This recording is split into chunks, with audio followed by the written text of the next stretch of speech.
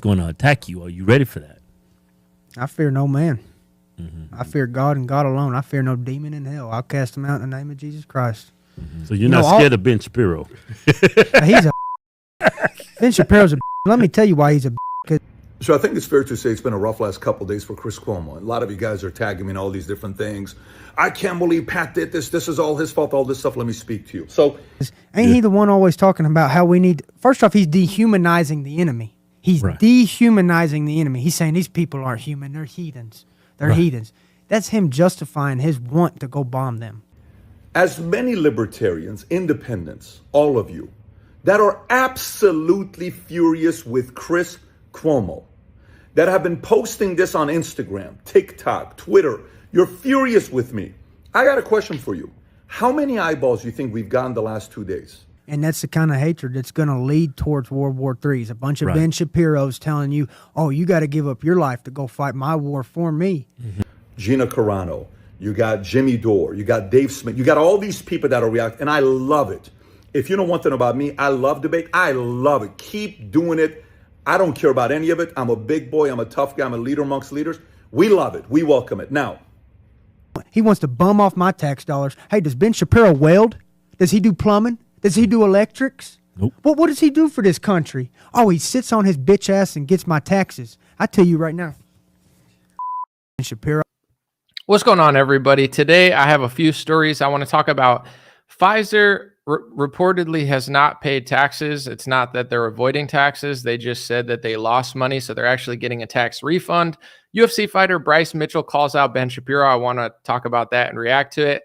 PBD podcast saw all the backlash from Chris Cuomo. He wants to talk about that and kind of tell people that he doesn't care about the backlash because his channel's doing well. And also he thinks that left-wingers like that type of content. I'll play a clip of that and respond. And also I want to talk about Cuomo Massie got smeared hundreds of thousands of dollars in ads by AIPAC. He's raised $100,000 since then.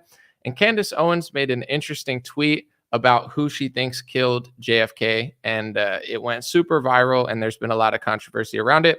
I want to talk about it. Thank you guys for being here. Dream Rare Podcast starts now. And that's the show. Give me a thumbs up in the chat if everything sounds good. It's the Dream Rare Podcast. Welcome to the show. The way to get the news at the desk or on the road. Let's go. God is great and success in our control. The world is crazy, but we get better from obstacles. What's going on? Someone in a YouTube chat said, you guys hear Trump had 100 million people at his rally in Wildwood, New Jersey. It was 100 billion bajillion people. Yeah, someone said it was 80,000, but I don't know if it was. To be honest, I don't care. 100,000, 80,000, 8,000. It is what it is. I know he had a rally, but I want to play this clip real quick before I get into other stuff. This is just an Instagram reel and TikTok I made, which just goes right through the Pfizer situation and the fact that they've paid zero corporate taxes. They actually got a tax refund, and I just found it very peculiar. So here's just a quick minute and 30-second speed through of that story, and then I'll move on. According to multiple reports, despite making large profits, Pfizer not only didn't pay corporate taxes, but apparently, according to NPR, even got a refund. Well, how does this happen? Most of the drug companies in America report that they're losing money in America. I guess some of them are saying that they make money overseas and lose money in America. Here's the thing that's odd. Not just the fact that average people have to pay way more taxes than that, but the success of one of their recent products didn't seem very fair. The government bought hundreds of millions of their doses with U.S. taxpayer money, and then one of the administrations and corporations around the country tried to mandate the product and essentially bully people into taking it or losing access to jobs in society. Now that it's over, scumbags like Andrew Cuomo are pretending like he never really forced you to take it and you didn't really have to listen. Right? When you have people who just don't listen, because government had no capacity to enforce any of this. You must wear a mask, and people wore masks in New York. But if they said, I'm not wearing a mask, there was nothing I could do about it. You must close your private business.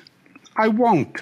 Well, there was nothing I could really do about it. It was really all voluntary. Here's all I'll say. The two major parties in America are sold out to big pharma, so you're not going to vote your way out of this. They play good cop, bad cop with each other back and forth, some of them reaching further on other issues. And while one of the cops seems like they're secretly fighting big pharma, they're absolutely not. Let me know what you think in the comments. So I guess they claimed a loss in America. Someone said, you know how much they spent on advertising. I would love to see their sheet of just how much they're making and losing. But, you know, I think that video pretty much spoke for itself. It's like, not only are they reporting a loss, but their biggest recent product was government bought.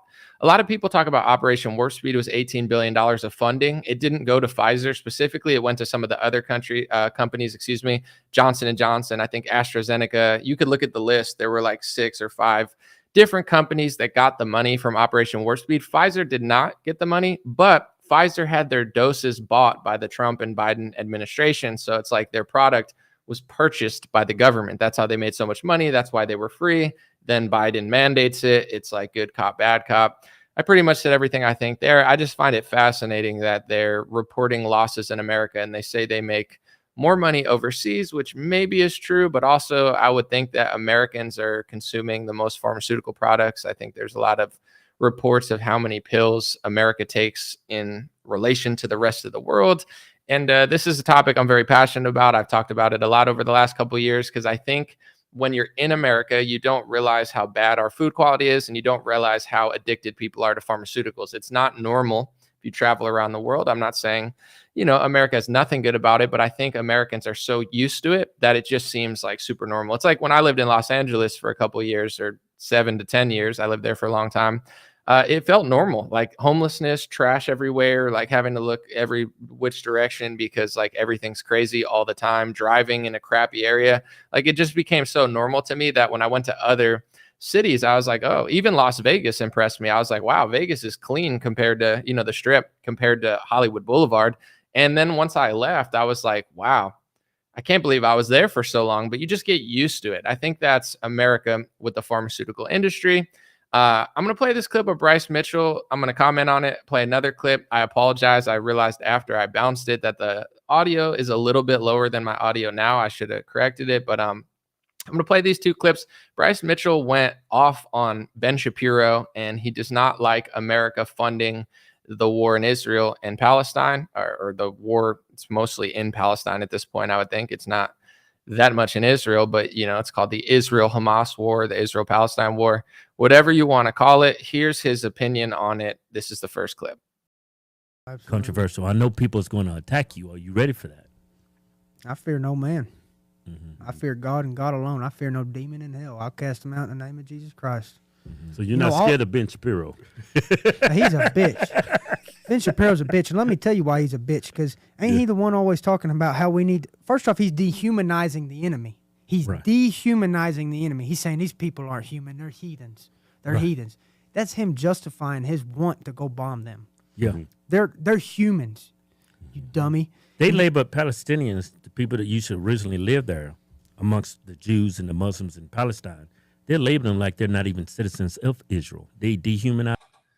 Someone said, greetings from MJ Kim and baby Issa from Dubai with a super chat. I appreciate it. That's from the Hodge Twins podcast, that clip. Hodge Twins have a new Twins podcast, and Bryce Mitchell is a UFC fighter, for those who don't know. He's one of my favorite fighters, and I always like listening to him on the microphone. He's entertaining. I want to say this real quick about that clip. I want to play the first part. I know it's a little too quiet, but I want to play just the first part of what he said before I talk about the Ben Shapiro and Israel part, because I really like that part. Controversial. I know people's going to attack you. Are you ready for that? I fear no man.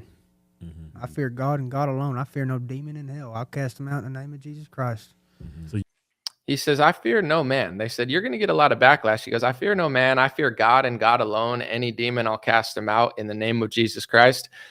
To those who are not religious, it sounds crazy, but for me, it's the same thing. Like, I'll just give you an example. Right before this live stream, right, I'm getting ready to put it up, and I'm just going through Instagram real quick before I put my phone down, and someone comments, she says to me, I haven't seen your videos in a while. I blocked her after this, by the way, even though she's probably a fan. I just blocked it. I casted her out in the name of Jesus Christ. No, but seriously, she goes, I'm a big fan. I'm really worried about you. Do you have security? I'm surprised they haven't offed you yet. And it's like, first of all, I feel like Bryce Mitchell. I fear God. I don't fear man. I don't live my life in fear of being a coward or a slave.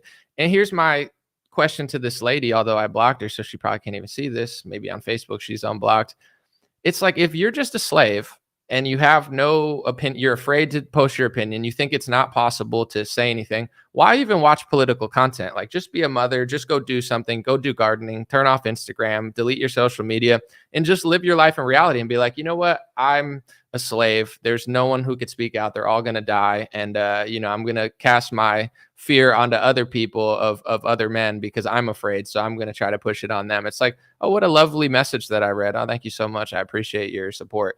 But it's one of those things where, of course, there's a lot of dangerous things in this world, right? I think motorcycling is more dangerous than speaking out against the truth. We live in America. It's crazy. Absolutely. It's not like the easiest thing to do, but there's worse countries to speak out, a lot of worse countries to speak out. You might as well take advantage of this country because there are a few good things about it. Not many nowadays that, compare in comparison, but we do have a good economy. Even though it's messed up, it's still better than most of the world. We do have the First Amendment, the Second Amendment, and also we do have the ability to question things. Like, there's hundreds of millions of people questioning the pharmaceutical industry. There's tens of millions of people questioning the war. It's not the 60s and 70s anymore where like 5 people are questioning the war and they look insane.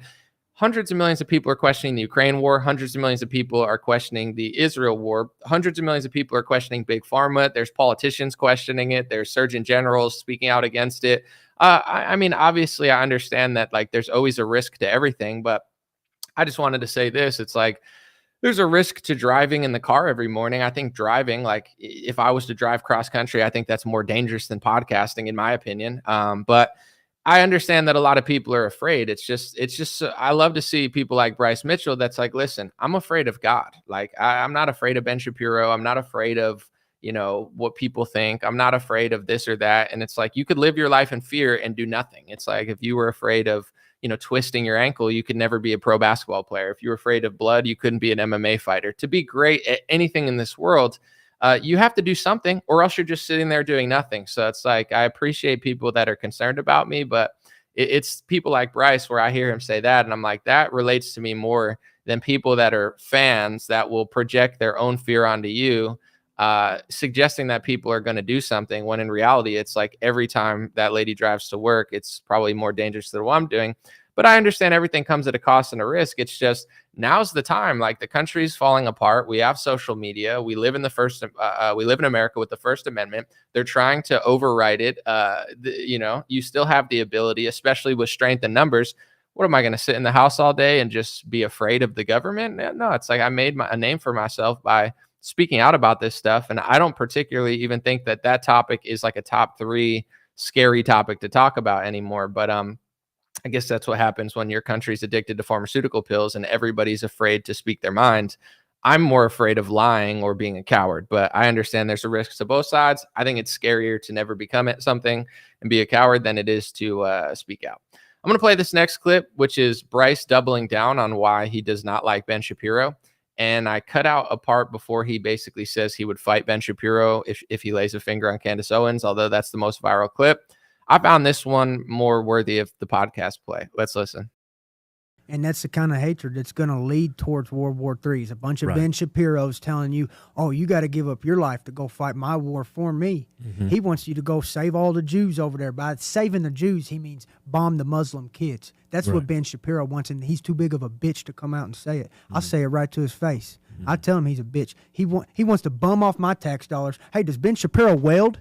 Does he do plumbing? Does he do electrics? Nope. What does he do for this country? Oh, he sits on his bitch ass and gets my taxes. I tell you right now, fuck you, Ben. He goes off after that point. I want to just say this. I was going to play the other part, but I didn't want it to get taken down because of like a threat to violence. And as somebody that's a fan of Bryce, I do think personally, as much as I do despise Ben Shapiro, I think he's awful. I'm not a fan of almost anything he does. I think if you're a professional fighter, you should be a little more careful with like talking to a journalist or a podcaster, because he was like, I'll beat him up if he lays a finger on Candace. I get what he's saying, but then he's like, I'll fight him. And it's like, I probably would be a little more careful just because you're a professional fighter, because you don't want to normalize professional fighters just constantly like threatening other people. But with that being said, I mean, a lot of the stuff he's saying about Ben before that, I agree with, and I think that part of it he was saying if Ben lays a finger on Candace, but he sees the war as basically Ben leveraging his bias and beliefs and getting American taxpayer dollars to pay for it, and he's not pumped about it. He completely disagrees, and I love Bryce Mitchell. He's one of my favorite UFC fighters to listen to on podcasts or off on the mic, or even watch fight. I think he's entertaining. So I'm a big fan of Bryce. It seems like he's not a normal Republican or conservative. He talks about the shape of the earth. He talks about farming. He talks about a lot of stuff. I find him more interesting than most. And yeah, I mean, I don't like Ben Shapiro. I don't know what to say. There's not really much to add. I just wanted to play those clips. And if you go on Twitter or watch the Hodge Twins podcast, you could watch the full interview. In my opinion, definitely worth a listen. And yeah, I've said it a bunch of times on this show, so I don't want to be too repetitive. I don't like giving money to Ukraine. I don't like giving money to Israel. I see them both very similar, although certain people don't. And I think that America should leverage our relationships and get something out of it. If not, we just seem like we're tax cattle and they're just sucking money away. And I don't think we're getting a fair shake in either country. And I don't think either war is for American interests. That's not always popular, but I've said it a million times. There's really not much left to say. Let me know in the comments what you thought about Bryce's rant. And if you want to see the full one, he really goes in on Ben Shapiro. I like Bryce Mitchell 1,000 times more than I like Ben Shapiro. This next part is going to be interesting. It's about Thomas Massie and AIPAC. AIPAC is an Israeli Action Political Committee. I forget exactly what it stands for, but it's like aligning Israel and America. And, I shared something on Twitter. I probably should have uploaded it here, but I've played it before if you watch my show.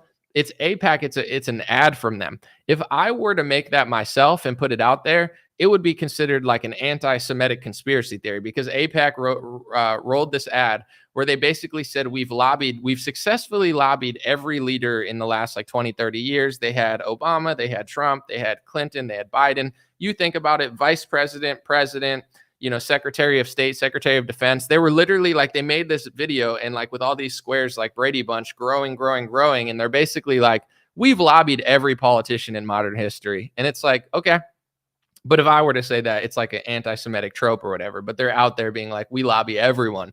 So Thomas Massie is not lobbyable by AIPAC. And since he's not lobbyable, they constantly smear him and take out ads to try to ruin his life, because that's what certain groups do to American citizens who prioritize America over Israel. They try to ruin your life for the rest of your life if you ever speak about it. And they try to run hundreds of thousands of dollars worth of ads and have millions of dollars worth of corporate companies and nonprofits, etc., that swarm at you and basically just smear you like they do to Thomas Massie. So Thomas Massie called it out, raised over $100,000 now. And I want to show you his tweet that Candace responded to about who she thinks killed JFK. And it caused a lot of controversy because obviously, Candace is going pretty hard in the paint, as is Thomas Massie. But, Thomas really isn't doing that much. He's just like, hey, I'm more like Ron Paul. I don't want to fund foreign wars. I think American inflation is high and it's a tax on the American. And, this is a bad idea, but they still just constantly smear Thomas. So here's what he said in response.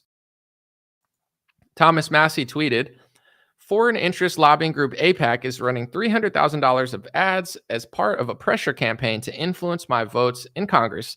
The Foreign Agents Registration Act, FARA, requires agents of foreign principals to register and disclose certain information. Should AIPAC register with FARA? 94.9% voted yes, register under FARA. 5.1% registered, said don't register under FARA. So he tweeted that, right? I'm going to read some responses, including Candace's, from that tweet poll. Bishop Ryan Lawrence said, these are American citizens, they say, but it's also true they are Israeli citizens. They are dual citizens who buy the government in one nation to benefit another nation, extracting our wealth for their own gain. Thomas Massie responded, he said, also FARA applies to American citizens as well when they lobby on behalf of foreign principals.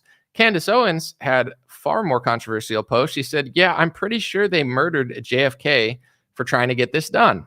To which Twitter, a lot of people were like, wow, that's awesome that she said that. Others were like, wow, that's anti-Semitic. That's horrific. I can't believe Candace said that. and it caused quite the firestorm on X or Twitter. I'm going to just keep calling it Twitter until I feel like calling it X, but I'm going to call it Twitter.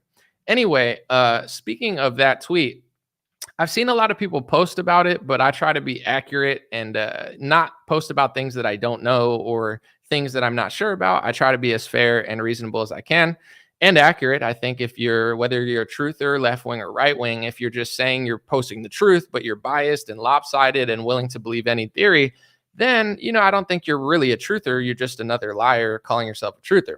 With that being said, I never fully looked into it, although with X now, there's a lot of people posting videos and clips trying to say how it was a thing. I did learn through social media that Jack Ruby, who killed Lee Harvey Oswald, who murdered JFK, that Jack Ruby's real name was like Jacob Rubenstein, but they never really said it in full. They'd always just say Jack Ruby, but it was Rubenstein. I mean, that doesn't mean anything, but what I will say is I looked it up after I saw Candace tweet that, and I was like, if I'm going to report on it, let me see if I could find anything like in mainstream journalism.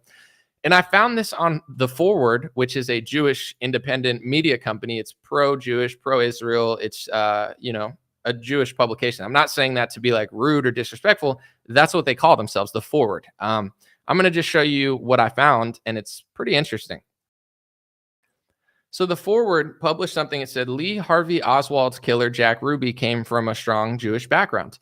It says, arrested Jack Ruby, born Jacob Rubenstein, murdered Lee Harvey Oswald and was believed to have ties to various underground and communist groups. I don't know if the communist part's true, but they talk about that and go back and forth in this article. But I do want to read this one part that I found interesting. So Forward said, I was shocked, said Silverman. I visited him the next day in jail, and I said, why, Jack, why? He said, I did it for the American people. I interrupted Silverman, pointing out that other reports had said Ruby saying he did it to show that the Jews had guts. The rabbi sighed. Yes, he mentioned that, Silverman said, but I don't like to mention it. I think he said, I did it for the Jewish people, but I've tried to wipe that statement from my mind. Keep in mind, this isn't a Jewish publication. It's not like a conspiracy theory or far right or, you know what I'm saying, some like loop-de-doo thing that you're reading that you don't believe. It's like, it's right there. So that's an interesting report. I read through the whole thing. Props to The Forward for putting that out there. It's pretty ballsy. But I mean, I don't know what that means. I'm not going to make claims that I can't prove or I don't really, it is what it is. But yeah, Candace said that. She brought it to the forefront. Lots of people say that on social media. And I just found it fascinating that article showed that they kind of told people that he said he did it for the American people. But in reality, the rabbi who visited him in jail said that's, not all he really said, but I try to wipe the rest of it from my memory. Interesting stuff. Yeah, let me know what you guys think in the comment section. Pretty wild stuff. Definitely nowadays with social media, more and more people do a lot of research. And I think that there's, more discussion about things than there was when certain media companies controlled the entire narrative through radio and television. You didn't have social media and the free flow of information. Now you do. More things will get out there. Let me know what you think. I would say this about AIPAC. I mean, they definitely smear Thomas Massie and anybody that's not super pro-Israel. Even if they're not anti-Israel and they simply just want to cut foreign aid, there seems to be a coordinated effort in media and, I would say nonprofit groups to just slander any American that prioritizes America first. That's just pretty obvious in my opinion. I understand everybody has their opinion and bias, but I see that quite often in Republican media. I think everybody sees it. So let me know what you think. And, I'll say this too. Matt Walsh used to write about this stuff. Like, I don't bring this up to like say he's a bad guy or whatever. And I don't like, some people are like, everybody changes. And I'm like, here's my thing is like what Matt used to write was true though. Like, I don't think he changed and like is a totally different person. I think he knows what he wrote before. And on that topic of the Israel lobby in America, he it's not like he thinks differently now. He just knows that it's not worth it to talk about. Like, it's worth it to just like, especially at the company he's at, it's like it's one of those roads where if you go down that road and you get passionate about that topic, there's a very high likelihood that you get Candace Owens, aka harassed and smeared by both sides of media and possibly, ousted out or removed, or maybe you left on your own will. I don't know what happened to her. I think reports say that there's a gag order on her. So publicly, Daily Wire was like, yeah, we want a debate. And then privately, they were like, using that call for a debate as a reason to put a gag order on her and stop her from talking. Interesting stuff. But, we'll see how it all plays out. I'm sure we'll eventually hear from Candace. Speaking of a totally different topic that I had no transition for, so I said speaking of, Patrick Bet-David heard all the backlash about Chris Cuomo. He not only had Chris Cuomo on the show, I believe he hired Chris Cuomo a couple months ago. He put out a press release saying, like, we've added Chris Cuomo to the Valuetainment team. So I think a lot of people are not aware of this. Most people are, but he's not just a guest. Every podcast has guests. I believe that Patrick hired Chris Cuomo and brought him on to the official Valuetainment team to have him as a recurring guest. Because this has happened, people don't like Chris Cuomo, and hopefully Patrick one day is inspired to have me on the show so we could have a conversation about this publicly. If not, it is what it is. I don't know what I'm supposed to do. I'm not going to not do my job because we've talked and he almost hired me. But, if he wants to have me on the show, I'd love to talk about a lot of topics. But if not, I'm going to, do reports and basic like reaction videos to things that I find interesting. It is what it is. With that being said, let's listen to the clip of Patrick first. It's not the whole one because it was 4 minutes long. I'll just let you know at the end of this, he basically said like left-wingers are coming around and he's doing it for this reason. I'm just going to say this before I play the clip. People don't like Chris Cuomo, and it's okay that you want to rehab him for business reasons and you think that it's a good idea, perhaps for strategy reasons. I'm not personally sure that I believe that it's for like America. I think it's more for business. He has an app now called Monect that Candace Owens is a part of, Chris Cuomo's a part of. I think he's trying to be the premier consulting app company, so he wants to get everybody on board. I don't buy it's for America or the culture. I think it's a business move by him, which is fine. It's just like, I just don't buy that. It's like, yeah, I'm, bringing the left and the right together to make, yeah, okay. But whatever.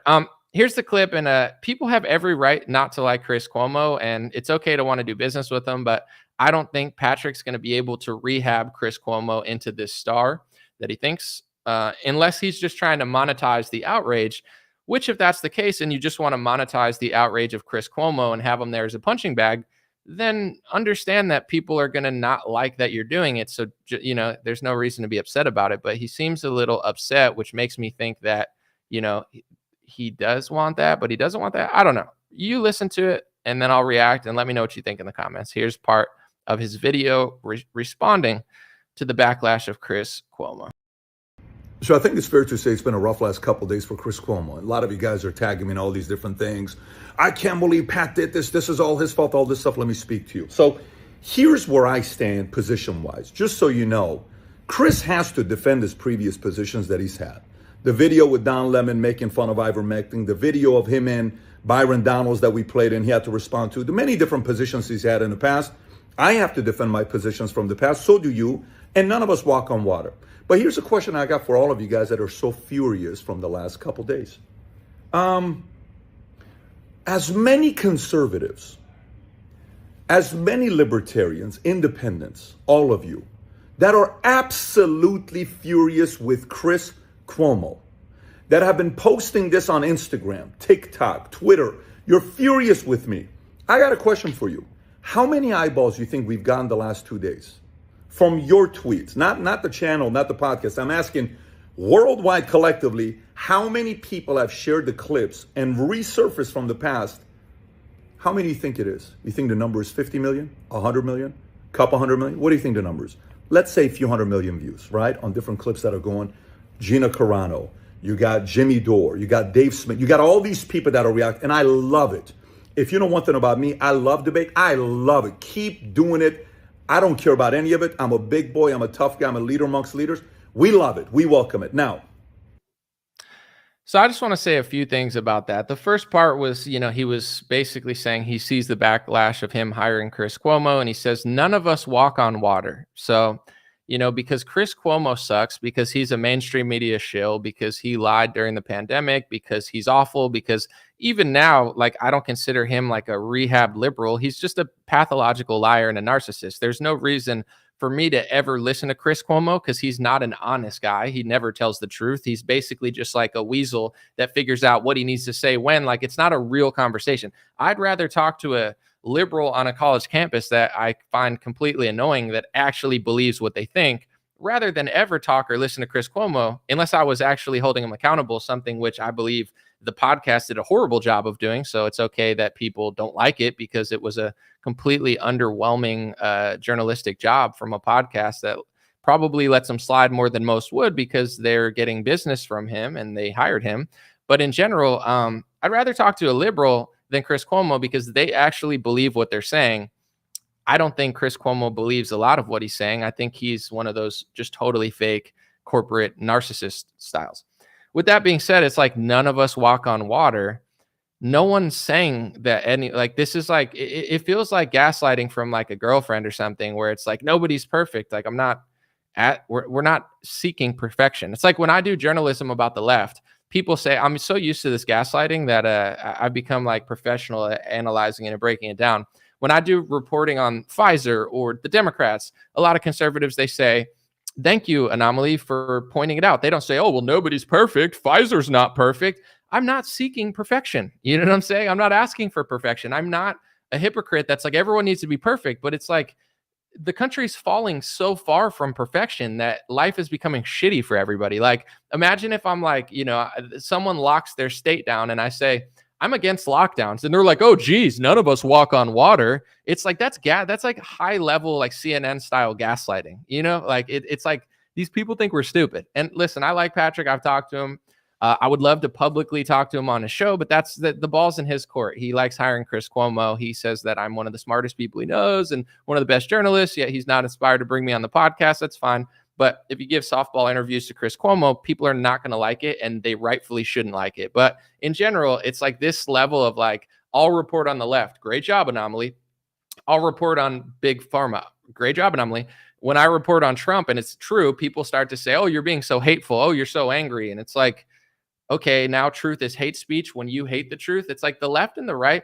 I'm going to say this real quick before I talk about the Patrick thing. The left and the right don't realize how psychologically similar they are. Like, for example, there's two things I'll point out. It might make some people mad, but honest and smart people will be like, oh, that's a really good point. The right always makes fun of the left on welfare, right? Oh, left-wingers, you can't just have universal health care. Poor people, you can't just have welfare all the time. We're paying for it, and they call out the left and certain ethnic groups for just doing welfare too much. And, the right will say, we can't do welfare. We're paying for it. Working people are paying for welfare. I believe that that's true. I mean, there's a nicer way to say it sometimes, but I do believe that, yes, when you print money and give money to certain people, other people are paying for it. I believe that completely. But then when Trump prints $6 to $8 trillion during COVID, that was the ultimate welfare scheme. Someone said, no, you're wrong. It's Ukraine. Ukraine is a massive welfare scheme. Absolutely. But COVID was an even bigger welfare scheme with even bigger consequences than even just giving a couple $100 billion to Ukraine. It was trillions, and it also shut down commerce. I'm not blaming just the right, but Trump was a part of the money printing. It was welfare. When I say that, then right-wingers who call left-wingers and black people, oh, you can't just do this with welfare, then they say I'm being hateful. They're like, oh, you're so hateful against Trump. It has nothing to do with it. It's just basic economics. Whether Biden or Trump prints money, it's still a giant welfare state. So it's like the right constantly complains about left-wing welfare, but if you can get a conservative to do welfare, they say you're being hateful for reporting on it. And then it's like the same thing is like, oh, what do you think? You walk on water? And I'm doing journalism. I'm not calling out random grandmas at their households and like, doxing them. It's like I'm talking about the most powerful companies and most powerful politicians in the world who have billions of dollars and print trillions of dollars. Like, I'm not a dickhead that's like, oh, let me just go dox a grandma who voted for Trump. That's what the mainstream media does. I'm simply reporting on basic realities that nobody wants to talk about. Like, and then they act like I'm such a bad guy. Like, oh, you think you're so perfect. I'm doing journalism for the people. It's like I'm not picking on like a mom and pop shop down the road for selling magnets. I'm talking about major companies and major lobbying groups that have swallowed up both sides of politics. But anyway, I just found that both the left and the right, they call it hate speech when you point out that their party's doing something. Like the left thinks everything's hate speech, and now the right thinks when you report on Trump that it's hate speech. I'm just saying it's wildly similar to like the gaslighting of like, oh, none of us walk on water. I hired Chris Cuomo. None of us walk on water. It's like, No one's saying that anyone's perfect. Chris Cuomo is just objectively one of the worst journalists in recent history. He's still a total liar. And you're basically trying to salvage the career of a reject from CNN. Like, that's your business choice. You know, PBD, you could have hired anybody. He could have hired me. We were in business talks for months. It's fine that he didn't, but it's like going from hiring me to hiring Chris Cuomo. That's like a 180 in ethics. It's like, you know, if that's what you're going for, that's what you're going for. But people don't have to like it. And you can't gaslight people into being like, yeah, you know, you should like it. No, we don't have to like it. I don't have to like it. And no one has to like it, nor should they like it. With that being said, if you're trying to monetize the outrage, then monetize the outrage and understand that you're going to get hated on because you took one of the shittiest, most dishonest people and tried to rebrand them for your own business benefit. That's fine. Monetize the outrage. But why even make a video responding to it if that's all you're doing? I don't think he thought that people would be as upset. And I don't think he thought that people wouldn't like trust his podcast enough to like rehab Cuomo. He mentioned Gina Carano's name, and Gina Carano has a personal story with Chris Cuomo. He sent her a DM and basically said, I'm paraphrasing, like, do you want to come on my show and defend yourself before your image is ruined for the rest of your life? I mean, it sounded like a threat, not like a physical threat, but like, you know, we're going to ruin your life. Do you want to come talk about it? Because your life's going to be ruined soon. Like, Gina hates Chris Cuomo, not because of PBD, not because of this or walking on water. Chris Cuomo fucking sucks. Excuse my language. She has a horrible experience with him. And he's going to call her out like, oh, Dave Smith, Gina Carano, Jimmy Dore. Like, is Gina Carano supposed to just get on her knees and like, thank you, Patrick. I'm so okay. Make money off Chris Cuomo. I'll totally forget what he did to me because you hired him. It's like, no, Gina Carano has every right to be disgusted and not like him. And if that's what you're monetizing, then just monetize it. Be that guy that takes shitty journalists and, you know, uses them as a punching bag and then makes money off them. But if that's not what you're doing, then you know, it is what it is.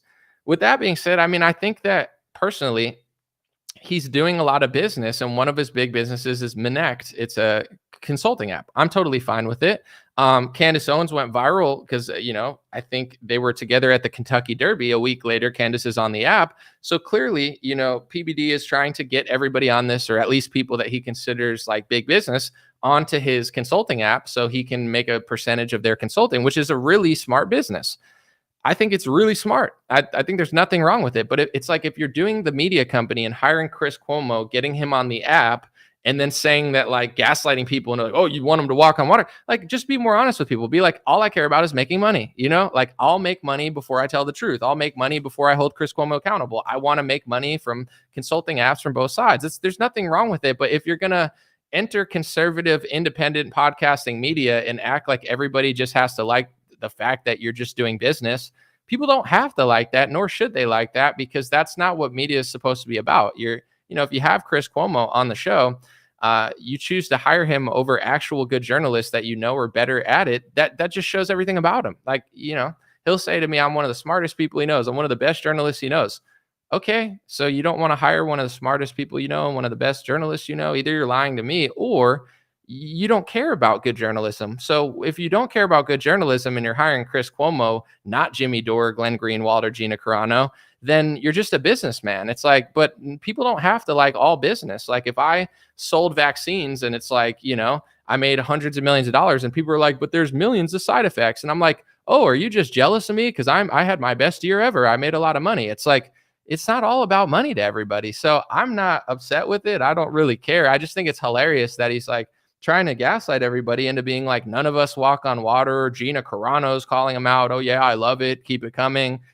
Okay. You know, is Gina supposed to not have a personal story because you want to make money off of Chris Cuomo? I don't really get it. And then he talked about how many eyeballs were on it. It's like, yeah, people don't like it and people react to things, and then you could make money off the reaction. There's no problem with that. But just like understand that people are not going to like it. And, you know, this is my last point. I would love to go on his show. I would love to. He's not interested in inviting me. That's okay. He wanted to hire me. I met him in person. We've hung out. He talked to me on the phone a couple weeks ago. You know, it is what it is. We talked for months. I talked to his vice president. I talked to his director of whatever. I talked to his lawyer. We put together things. We went back and forth for 3 months. I talked to them like 20, 30 times, right? It got to a point where what I wanted and what they wanted were two different things, so it didn't work. No big deal, right? Don't care. Then you hire Chris Cuomo. Here's the thing. I despise Chris Cuomo. It has nothing to do with like, oh, I'm mad that they didn't hire me. Like if he would have hired someone great, I would have been like, oh, okay, that's a good hire. Chris Cuomo, like if Daily Wire hired Chris Cuomo, I would say the same thing. If Fox News hired Chris Cuomo, I would say the same thing. If Newsmax hired Chris Cuomo, if Tim Pool hired Chris Cuomo, it's like, this is not about Patrick. It's just like Chris Cuomo sucks. And it's very highly suspect that a media company would hire him. But if you're trying to monetize the outrage or do some business deal, it's all good. But I think this is where I'm not going to say the elites, but I think the top brass of conservative politics and media, they're totally on the opposite end of the people that watch them. But most of the people that watch them, they don't realize what's going on. Like most of the people that worship Trump or worship Republicans or worship podcasters, you think that everybody's like Thomas Massie. You think that they're not easily buyable. You think that they really care about you. You think at the fork in the road between you and the donors and the elites that they're going to side with you. And they never do because they don't respect you because you don't have a lot of money. Like Trump is 10 out of 10 times going to side with the donors every time. His cabinet sucked because the donors wanted it to suck, He became a vaccine salesman because the people that puppet him wanted him to become a vaccine salesman, and he put up very little backlash. But this is just the point I'm making. I'm not being hateful or rude. It's just like people that watch podcasts and media companies and politicians, you have to realize that 99% of these people, it's business. They'll side with Pfizer over you. They'll side with Johnson & Johnson over you. Trump is getting donor money from Johnson & Johnson's son, who owns the Jets. Like they're never going to side with you until you realize that they're doing it. So here's where I kind of disagree. I disagreed with him publicly, but he's invited on my show to talk about it sometimes because he's one of my biggest guests, or at least guests that I've had the most times. Clint Russell, libertarian, says he's going to be the VP of the Libertarian Party. Has been on Timcast a lot. I like Clint a lot. I have Clint on my show because I think he's an honest person. That's why he's been one of the most invited back guests. It has nothing to do with his following or this or what I can gain off of Clint. To be honest, he's doing well because he's a hard worker and he's honest, but none of that is the reason I have Clint on. It's because I like Clint and I think he's a good guest and he's an honest guy. That's why he's been on so much. He tweeted like, everybody's getting like all this backlash against Tim Pool and PBD. Like you shouldn't want them to fail because they're better than other people. And like, it's, why would you want them to fail? And I said, Clint, listen, I like you. I know you go on Tim Pool and you want to like save face because you get on there and get a lot of views from there. But in general, it's like, let's not misframe the situation. Like people are not saying I want PBD to fail and I want Tim Pool to fail. Tim Pool is very sneaky and disingenuous about a lot of topics. Everybody knows on social media, and they're demanding more out of their media host. There's nothing wrong with that. Like journalism sucks because no one does journalism anymore. If the new podcasts are just going to become Fox News and they're going to play this gatekeeper game for whatever reason, people have a right to call it out. It's not saying fail. It's just like, I don't want Trump to fail, but I'm not going to just sit there and act like his shit doesn't stink. Like, I don't think that's how we get the things we want. It's the same with PBD. It's like, I don't want PBD to fail. He's not going to fail. He's a great businessman. He's a hard worker. He's headstrong, and he's going to, find his way through. And, I'm cool with that. It's just like, but to sit there and be like, when people figure out that their media companies and politicians aren't working for them, I think it's really corny to try to like simp and, basically virtue signal and claim like, oh, everybody just wants them to fail. Just because someone doesn't like Chris Cuomo and actively says it's lame and says that it was a softball interview, it's not asking for failure. It's asking for our media companies to work for us. And this is why I just want to be very clear. If you guys like businessmen who only do business, then don't complain about results, right? Trump is a businessman. He sides with Pfizer over you. He sides with Johnson & Johnson over you. He sides with Fauci over you. He sides with Bill Gates over you. He sides with Sheldon Adelson over you. He sides with, a lot of people over you because they're more powerful. Trump respects famous and powerful and rich people that do more things for him than you do.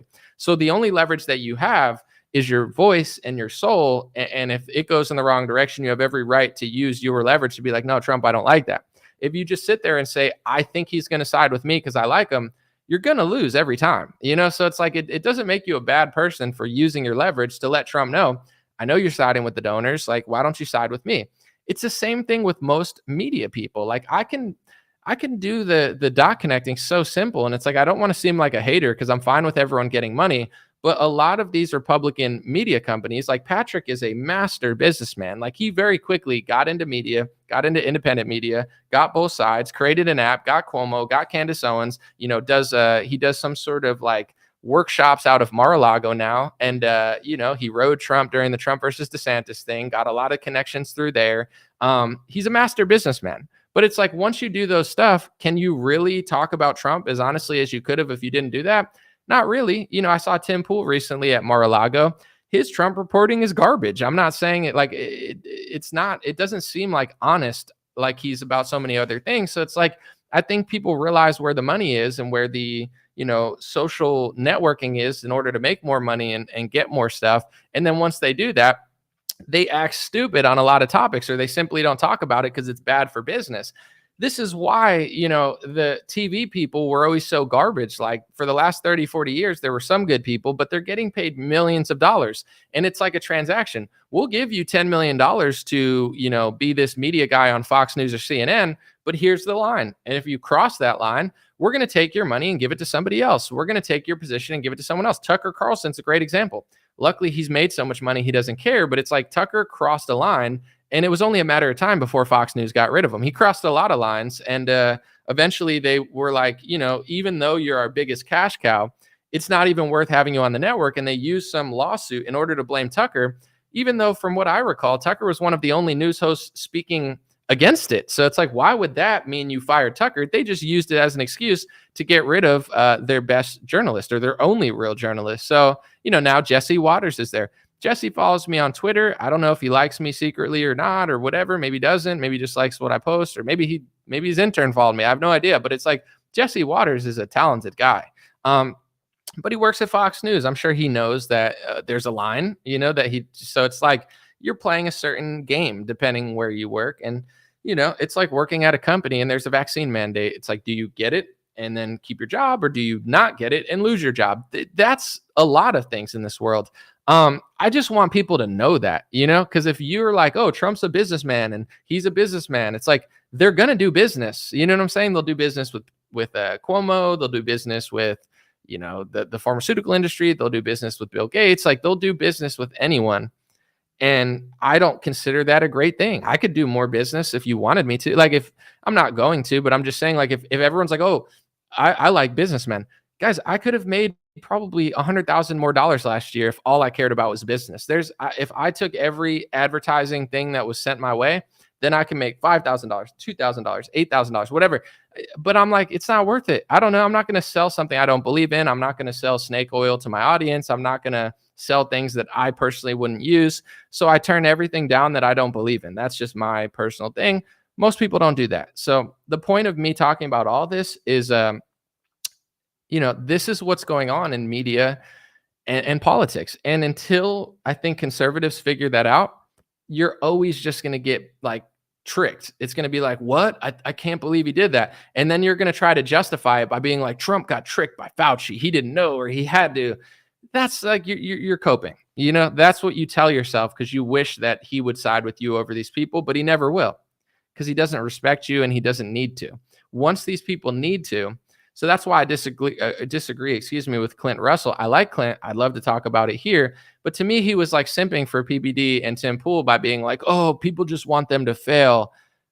No one's asking for them to fail. Everybody is rightfully annoyed by Tim Pool because he's a little sneak. He's not a nice person. Most people that go on his show don't like him. They say he's a bad person. He's not, very fun to hang out with. He treats people weird. And he constantly talks condescending over people that tell the truth because he's gatekeeping something for whatever reason. And, if you were like, hey, I can't talk about that because I don't want my YouTube channel to be taken down.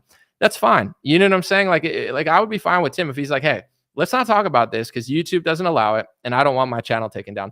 But if you're talking like douchey to be, why are you talking about Israel?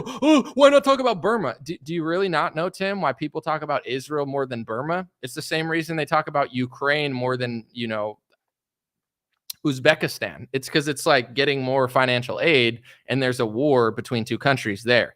I understand that there's a war in Burma, but they're not getting as much money from Americans. If they were, if we sent $100 billion to Burma, you best believe people would start talking about Burma. So it's like, you understand, it's like people do not like hate Tim randomly, like, oh, they just are so jealous. It's like, that's what Clint's saying, in my opinion, just to like simp out because he gets on the podcast. It's like, the truth is, it's good that people realize Tim as being a snake, because now he needs to please his audience a little bit. You know, that like, why would you watch a show that's just a normie, boring show where Tim angrily talks down to everybody who's smarter than him and surrounds himself by unimpressive people that make him look impressive? Like, if you've noticed, a lot of the people that are like permanent hosts on Tim Pool's show, he's got like the 4, it's like it looks like, you know, Gremlins 3 in there or whatever, like the rejects. In my opinion, it's like he doesn't want to have anybody more impressive than him. So if he surrounds himself by people that he can bully that are less impressive, then it provides this illusion that he's like the authority figure or whatever. But to me, the whole vibe is just weird there.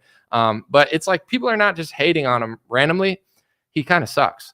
And with PBD, a lot of people like PBD. He's very impressive. He's very, you know, he's done a lot.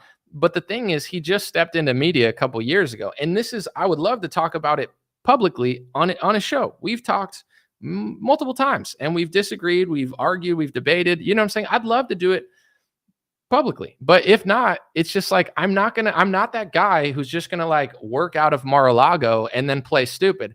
I got in this to do journalism, news analysis, to be fair. If I'm not just using media as a platform to run my other businesses and like trick people into thinking that that's not who I am. I'm never going to be that guy, you know? So like, I really got in this. I'm not going to like take money from a pharmaceutical company and then stop talking about it, or hang out with Trump and then play stupid when he does stuff. Like, I'm trying to really do my job. With that being said, it's like, you know, I think that he got into this, and I would love to talk. I did talk with him about it. Not going to get into the details, but I'd love to have a public conversation about other stuff and be on the podcast and, you know, debate Chris Cuomo and all that stuff. But they don't seem interested in that, so it's all good. But in general, it's like, you get into media. There's nothing wrong with that. You do a great job. There's nothing wrong with that.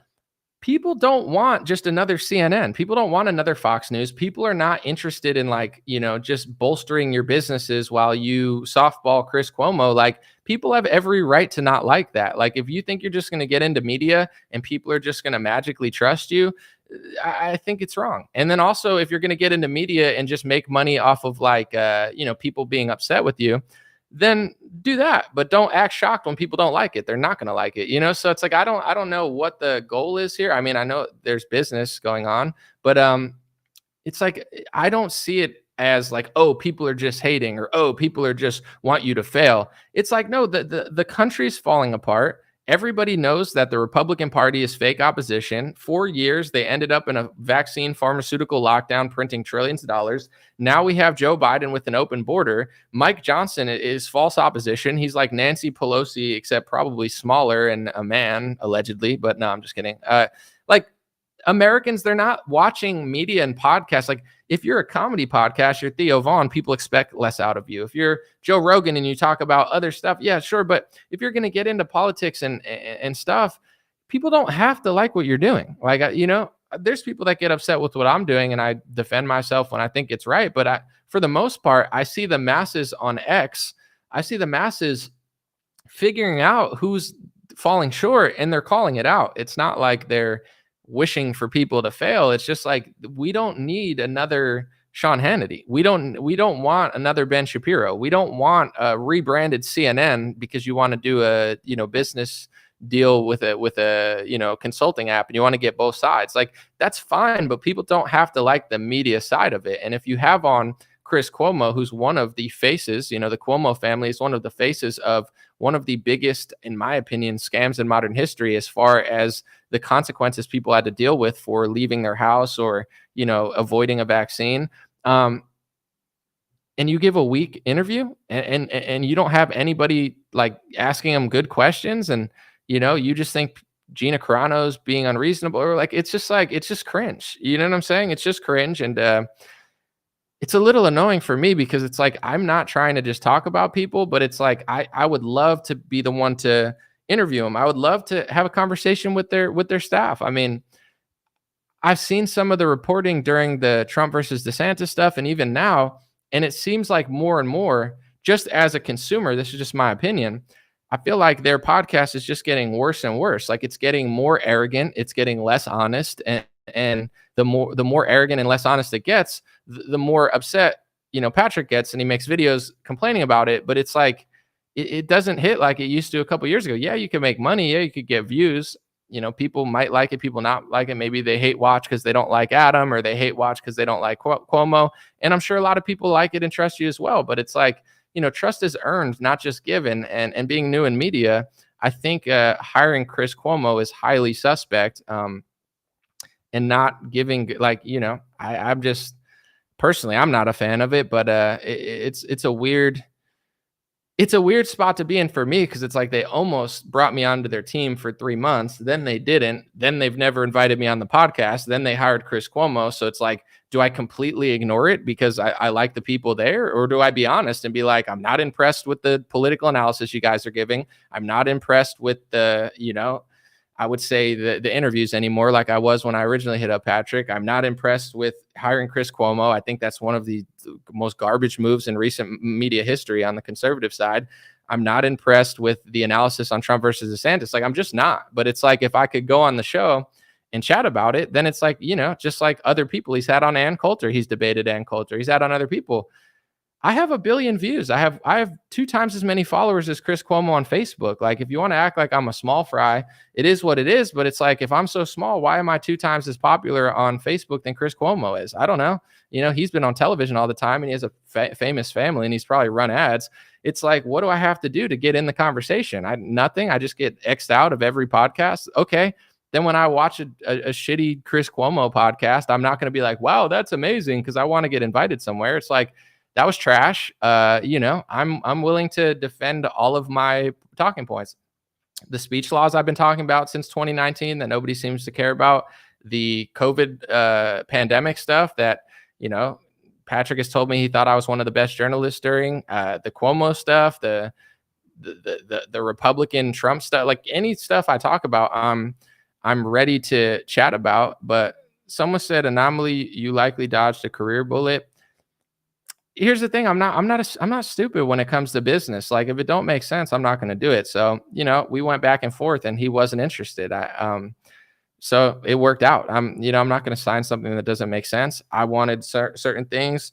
He wanted certain things. And this is just my analysis of the situation. I don't think they were that interested in me. Like, there was like certain games being played, and nothing crazy, but the vibe I get is like, I think they want people like it, this is just the dynamic that I see.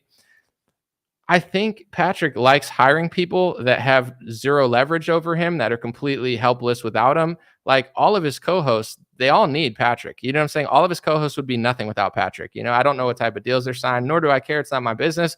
But like, are any of those hosts able to work outside of him? No. Did any of them have a massive career in media outside of that? No. He made all of them, and I'm sure that they all know that. So there's nothing for them to really do. Like, he's the boss, and they're the helpers. That's just like the dynamic that I see. I like Vince. I like BizDoc. I like a lot of his staff.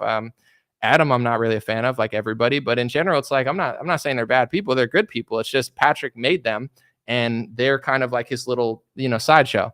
With that being said, Chris Cuomo, he had nowhere to go. Like, CNN wouldn't hire him. Fox News wouldn't hire him. Like, no one wanted to hire Chris Cuomo. He got rejected from one of the crappiest media companies in the world that nobody trusts anymore. So it's like, do they get ratings? Sure. But like, even liberal media didn't want to hire Chris Cuomo. I guess News Nation did. But in general, it's like, he hired him, and now, he's kind of got him by the balls, because it's like Chris Cuomo is trying to rebrand as moderate, and no one believes him, because they shouldn't believe him. Like, if you want to monetize Chris Cuomo being a punching bag, then do that. But if you thought you were going to rebrand him as like a moderate, independent journalist, he doesn't come across as authentic. Like, Chris Cuomo, he's not like Tucker Carlson, where you listen to him in a podcast and it's like, wow, this guy is so real. Like, Tucker Carlson seems so authentic. Chris Cuomo sucks. Even him talking about ivermectin and stuff, he doesn't come across as somebody who saw the light. He like the way he looks, his eyes, his guy, like he just looks like a narcissistic douchebag who is trying to like desperately stay afloat in the media when, you know, he got ousted from corporate journalism. It's dying. And you know what I'm saying? And now it's like, oh, I'm like a Joe Rogan type where I could see it from both sides. Do you believe Chris Cuomo? I don't. Yeah, Jimmy Dore rocked him. Jimmy Dore is 100 times more likable than Chris Cuomo. It is what it is. You know, like that's just the truth. Like you can't force authenticity on someone who's not authentic. So that's the final thing I'll say, and then I'll read some questions. Like hiring Chris Cuomo to make him a punching bag for your audience to monetize.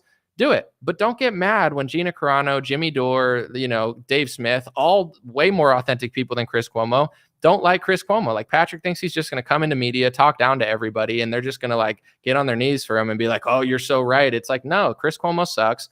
Everybody you mentioned is better than them, more authentic than them, a better journalist than them. Gina's not a journalist, but Jimmy Dore and Dave Smith are 100 times better than him.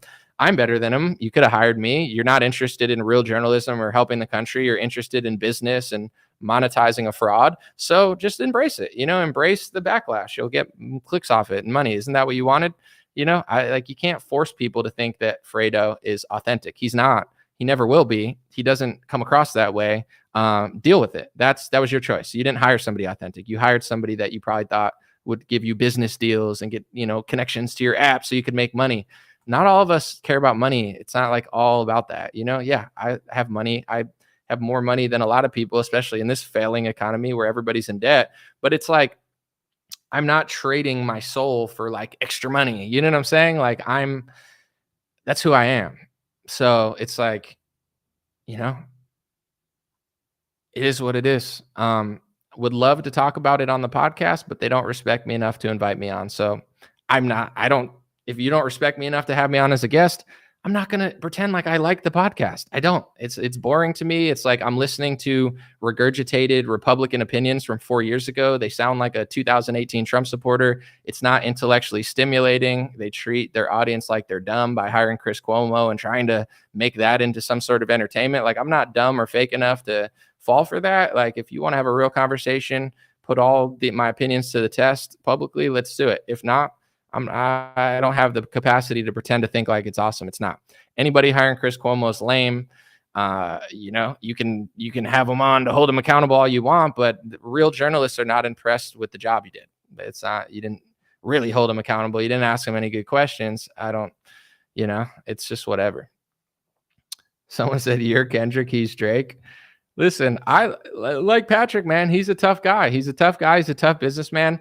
We argued on the phone for 40 minutes. It's hilarious, actually. I would love to just go on the podcast and have him, you know, argue with me there. It's like I hold my own. He holds his own. He's a big boy. He's a thought leader of thought leaders, like he said. What if I said I'm Kendrick? You know? Yeah, you're a thought leader, but you'll never be like the really authentic one. You'll be like the one that makes, you know, hit songs, but the soul is not quite there. It is what it is, you know? Let's have a debate about it. No? Let's not invite one of the best journalists on and smartest people. Just monetize Chris Cuomo, snooze, snore, whatever. I'm down.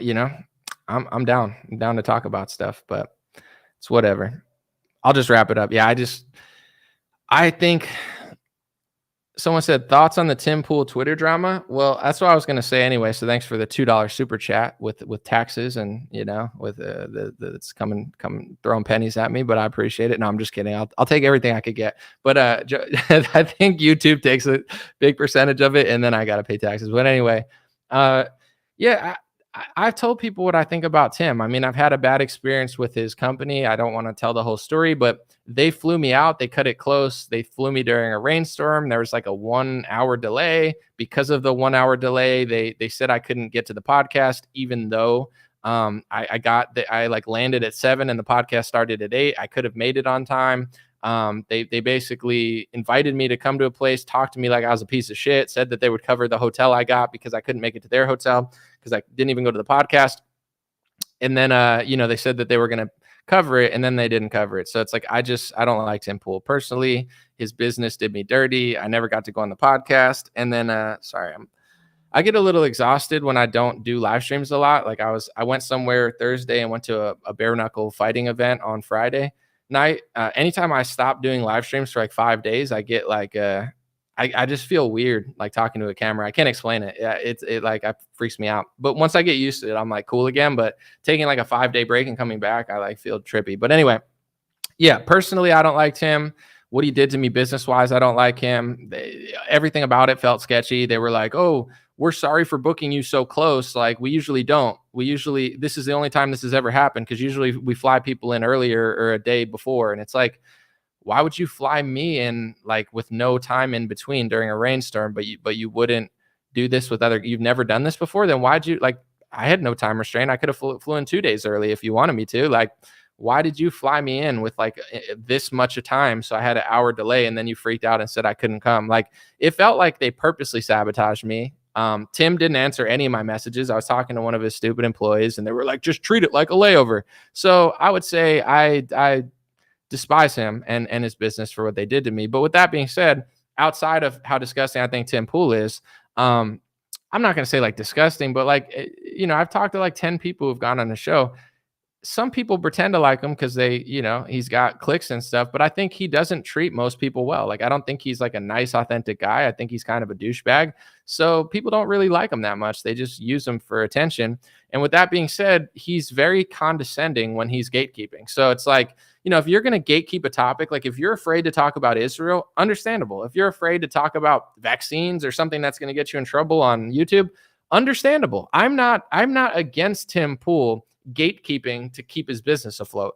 I just don't like him as a person. I don't like his attitude. If Tim said, hey, let's like, and he talked to his guest before, said, we're not going to go here, or here because I don't want to lose money or whatever, then it's fine. But like what he does is he talks to everybody like they're a piece of shit, which is crazy because Tim is he looks like Diglett, the Pokemon, but anyway, with a beanie on. But anyway, it's like he talks to everybody like they're such pieces of shit. Like he talks down to them, condescending, and he always talks that way to people who are right. Like if his co-host is right about something that Tim wants to cover up, Tim just starts yelling at them and talking shit to them and making up things that don't even make sense and nobody believes it. So what do I think about the Tim Pool Twitter backlash? It's justified. Tim sucks. Like, Tim, like I don't think it's anything out of the ordinary. It's people on Twitter are waking up to what's really going on in some cases. And they realize that Tim is just a huge tool. He's a huge tool that not only acts stupid on the most important topics in the country, but he yells crazily at anybody who talks about it. Like he had this one guy like Liam Cosgrove on. I've never heard of him, but he's nice, calm, well-spoken. He was I think he works for some media company, Liam. He was talking about Israel stuff and Tim's just yelling at him like he's like a dog. And it's like, bro, who the fuck? Like, this is why they probably purposely sabotage me. I'd be like, who the fuck do you think you are, bro? Listen, if you want to debate and get heated, I could get heated. But like, if I'm going to talk calmly about something and you're going to just yell at me like that, like, you know what I'm saying? It's just weird. Like me and Patrick Bet David have debated on the phone, and Patrick talks to me a little, and I talk a little, like, but it feels normal. Like I could kind of like duke it out with Patrick and not get that upset about it. Cause like Patrick just talks like that, but like, I can't explain it. Like man to man, it's like, I get it. I don't mind it. Like Patrick, he's talking a little bit to me. I'm saying some stuff to him, but like, we kind of get it. With Tim, the energy is like times 1,000. Like he's like, yeah, like it's like way crazier. Like the way he talks to people is way crazier than how like Patrick talks, in my opinion. Like I just like the energy of how Tim like yells at his guests and talks down to them. Like it's just wild to me. Like I can't stand it just from a consumer perspective or whatever. So, yeah, I think the backlash is justified on Twitter. Someone said, you're a thought leader. Patrick's a thought leader. THOT. Appreciate you, brother. RIDG Gaming. We're for the children. RIDG.GG. What is it? RIDG.GG with a super chat. Thank you so much. Appreciate you. Someone said, I think his show has become unwatchable, said Vasu. Yeah, I hear you. And here's what I'm saying with the Patrick thing too. I want Patrick will succeed. It doesn't matter what people want him to do. He's already very wealthy. He'll succeed. He knows what he's doing business-wise. He'll succeed. But people don't have to like Chris Cuomo. People don't have to like the fact that he hired him. People don't have to like that. He made a business decision. So if people said, we don't like that, why don't you hire a good journalist that actually does good reporting? That's good. You know what I'm saying? Like, in my opinion, as much as I don't like Daily Wire, I will always give them credit for hiring Matt Walsh. Matt Walsh was not a top 50 news analyst.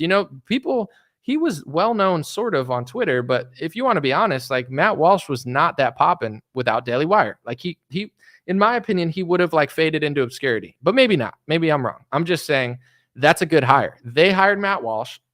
They worked with Matt Walsh. They believed in Matt Walsh. They thought he had a good personality. They thought he could do big numbers. And he did the What is a Woman documentary with the filmers for Daily Wire. That documentary got, I think, 300,000. He said it on Joe Rogan. It got 300,000 subscriptions for Daily Wire. How much is a Daily Wire subscription? Multiply that by 300,000. That means Matt Walsh brought in millions of dollars of revenue a month. Did they have to pay him as much as he was worth? Probably not, because they took a risk on Matt Walsh and it paid off because he's smart. He's funny. I don't agree with everything he says, but he's smart, he's funny, he's talented, and he was one of those guys that you could probably get a good deal out of because he wasn't like Candace Owens level. I respect Daily Wire for doing that. Patrick, I mean, he chose to hire Chris Cuomo. You could have hired me. I could have been Matt Walsh times 3. We could have got millions of subscribers. I'm that guy. You don't believe in me? You don't have to. But I've got 1 billion views by myself. I have 2 times as many followers as Chris Cuomo. I've never even run an ad I don't think I've run an ad since 2016. And it was for a song on my Facebook. So you don't think with a backing, with cameras, with a media company, with advertising, you don't think I could have made more money than Chris Cuomo? You're out of your mind, So it's like, I don't care that people are mad at him. It's not even a personal thing. It's just like, in my opinion, it's a bad business decision. You don't believe in me and you believe in one of the shittiest journalists in modern history and you're mad people don't like him. They shouldn't like him. You're not going to rebrand him.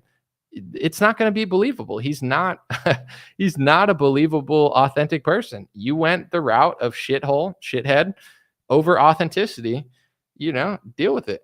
That's my opinion about Tim and PBD. It's like, I don't think the backlash is unjustified at all. I think it's absolutely justified. And people are over the half in, half, like, we're not looking for just business. We're looking for the truth. We're looking for good conversations. There's a lot of competition.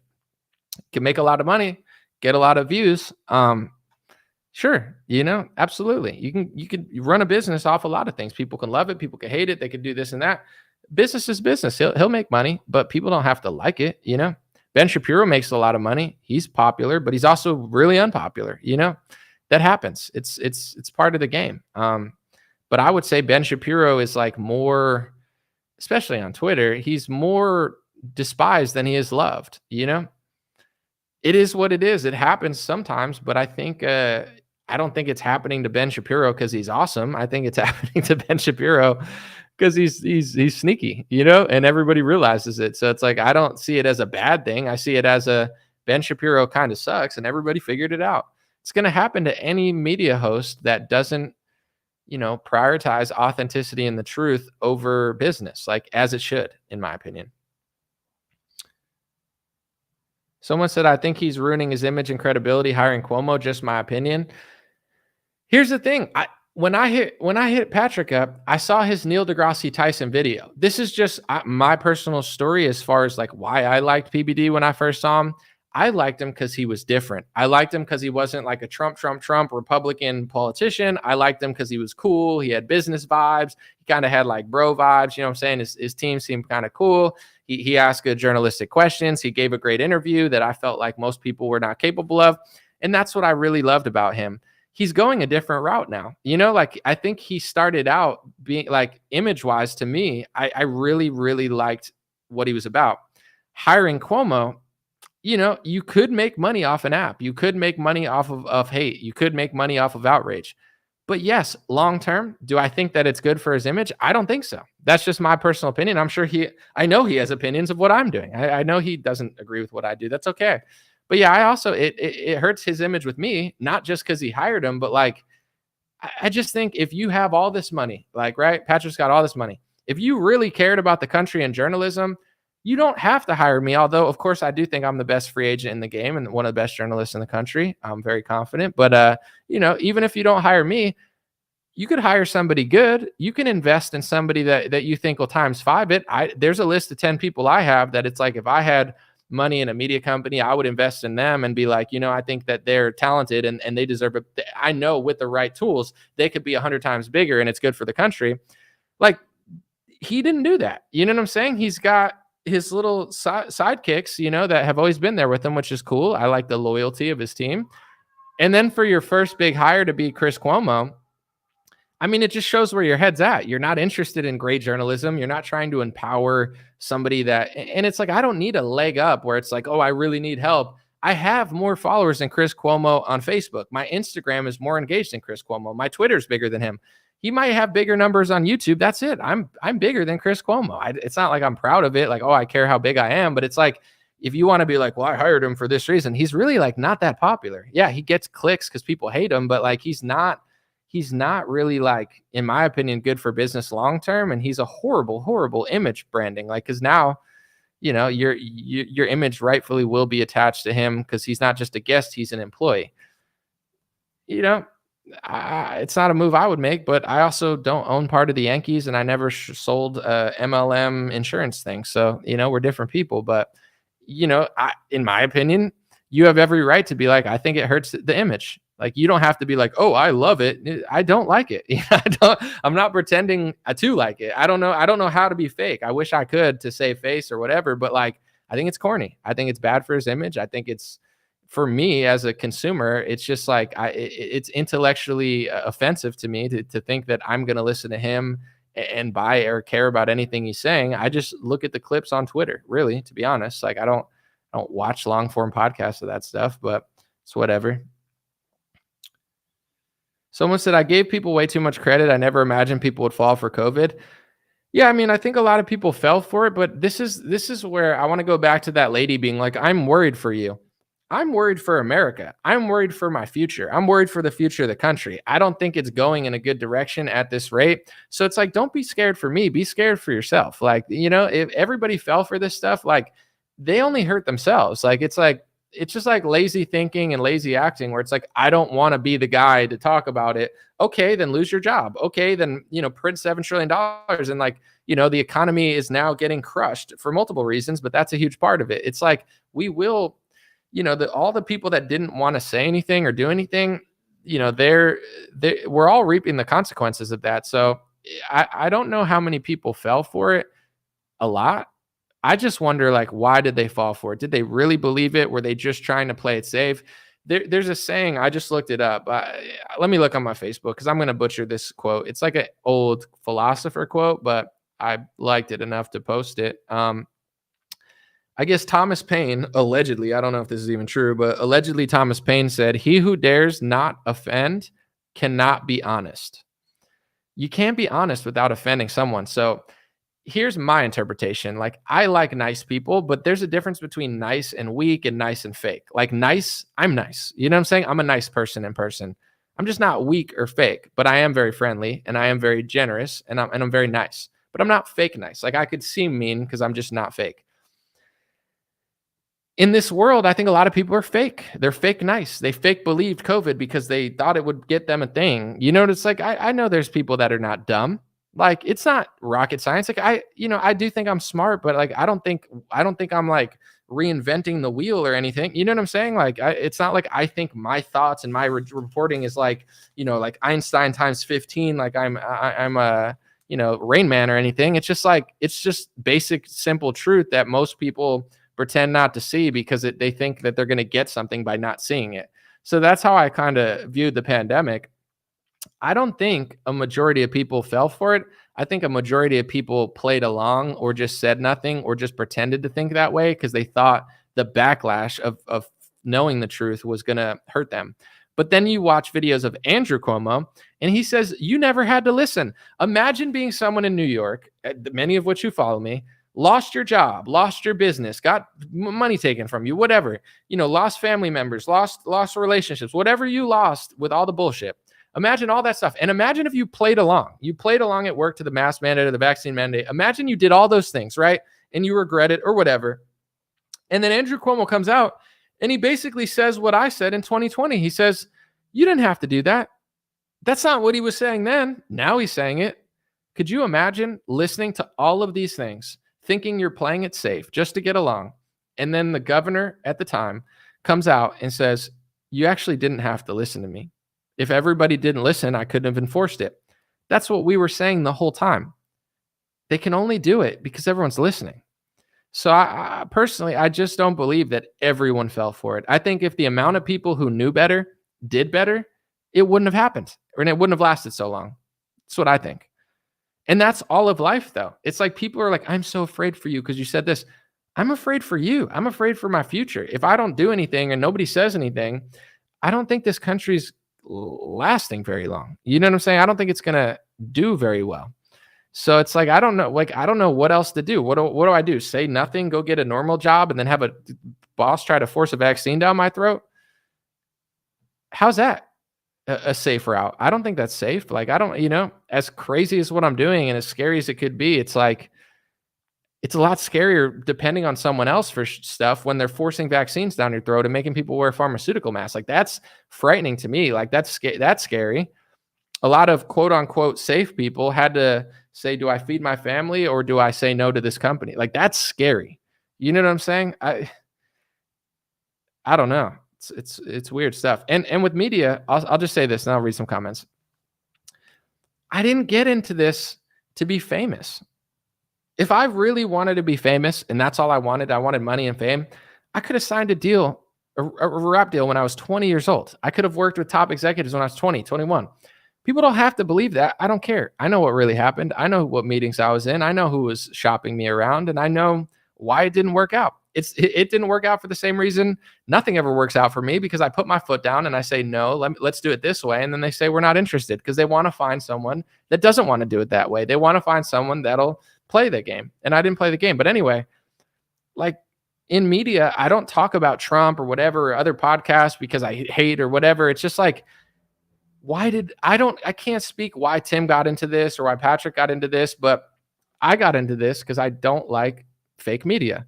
I don't like CNN. I don't like Fox News. The Uniparty's been scamming us, and the corporate media is essentially a bootlicking talking point sellout for something. You know what I'm saying? They're like gatekeepers. They're like, here, yeah, the border's open, but that's all we're going to tell you. Oh yeah, don't mandate it, but you should get it if you're older. Like, it's all fake.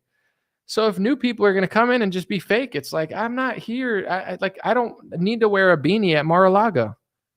If you want to wear a beanie at Mar-a-Lago, wear a beanie at Mar-a-Lago. But like, if there's a fork in the road where it's like, speak the truth or get invited somewhere, I'm talking the truth. I'm sorry. I don't know. I don't know what to tell people. Someone said, bro, hundreds of thousands of people died because of dumb people like you. Stop yapping. Died? What are you talking about? Are you talking to me? I exercise, I work out, I was safe, but I wasn't just sitting there sucking down high fructose corn syrup wearing pharmaceutical masks. I'm sorry, but wearing a pharmaceutical mask in your house or going it's healthy to walk. It's healthy to exercise. It's healthy to eat well and diet. It's not healthy to sit around scared all the time, injecting yourself with pharmaceuticals. Like, that's what they told you because Big Pharma makes a lot of money off it.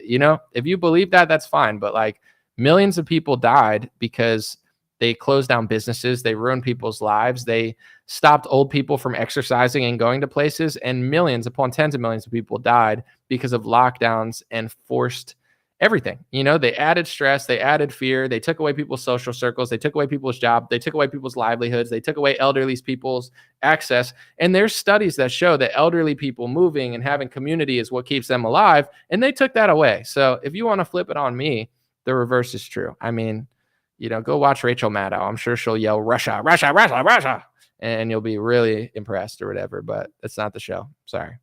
All right. I'll read a few more comments, then I'm going to take off.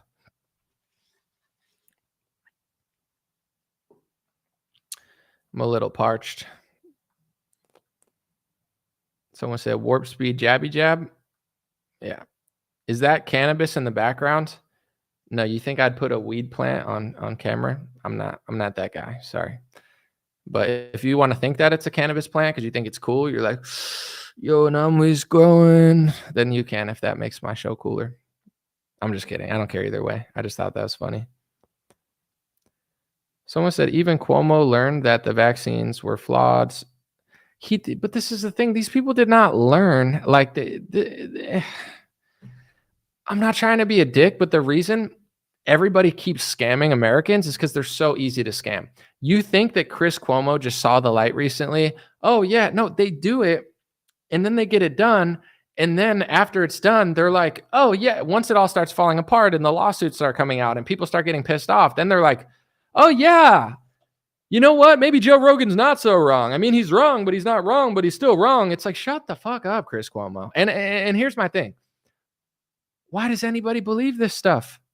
It's just sad to me that so many people buy this. They're like, oh, that makes sense. He's reformed. That's why they keep doing it. You think he didn't know what he knows now? Like he just figured it out? No, he's playing a role. These people get massive amounts of money to play a role. You think I knew with my laptop, but Chris Cuomo had no idea.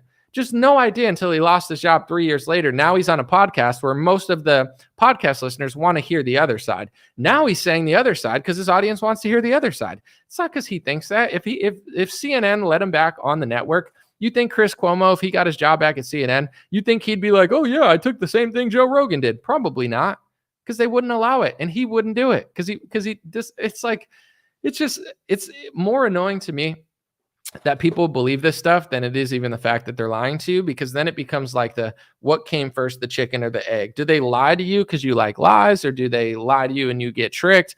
Like which, are they giving you this content because you want it, or do you want it because they brainwashed you? It's hard for me to tell like which one's which, but that's why we keep getting these things, is because people like it. Someone said, why does little boy Ben Shapiro keep ducking Anomaly?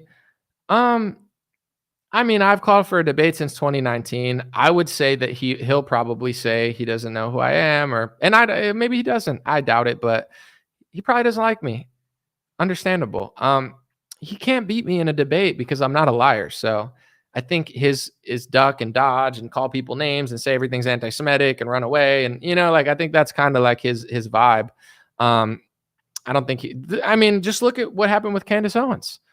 Publicly, he's like, yeah, I'll debate you. And then they allegedly put out a gag order on her.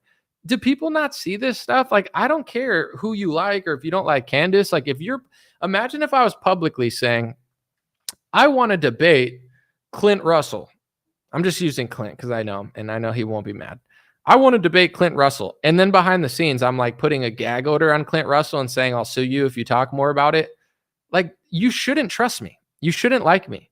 The fact that people like what they're doing is crazy to me. Like, it's like, have they even mentioned that? It's like, that's one of the most diabolical, sneaky things I've heard in recent media history. And everything they do is sneaky. So it's like publicly saying you want to debate while putting a gag order on someone allegedly is one of the how do Republican consumers not see that and call it out? Like that's what I'm saying. It's like, a lot of media people and politicians don't respect their audience because they don't have to. It's like they don't have to. It's just like people will be like, oh, I don't even see it. And it's like,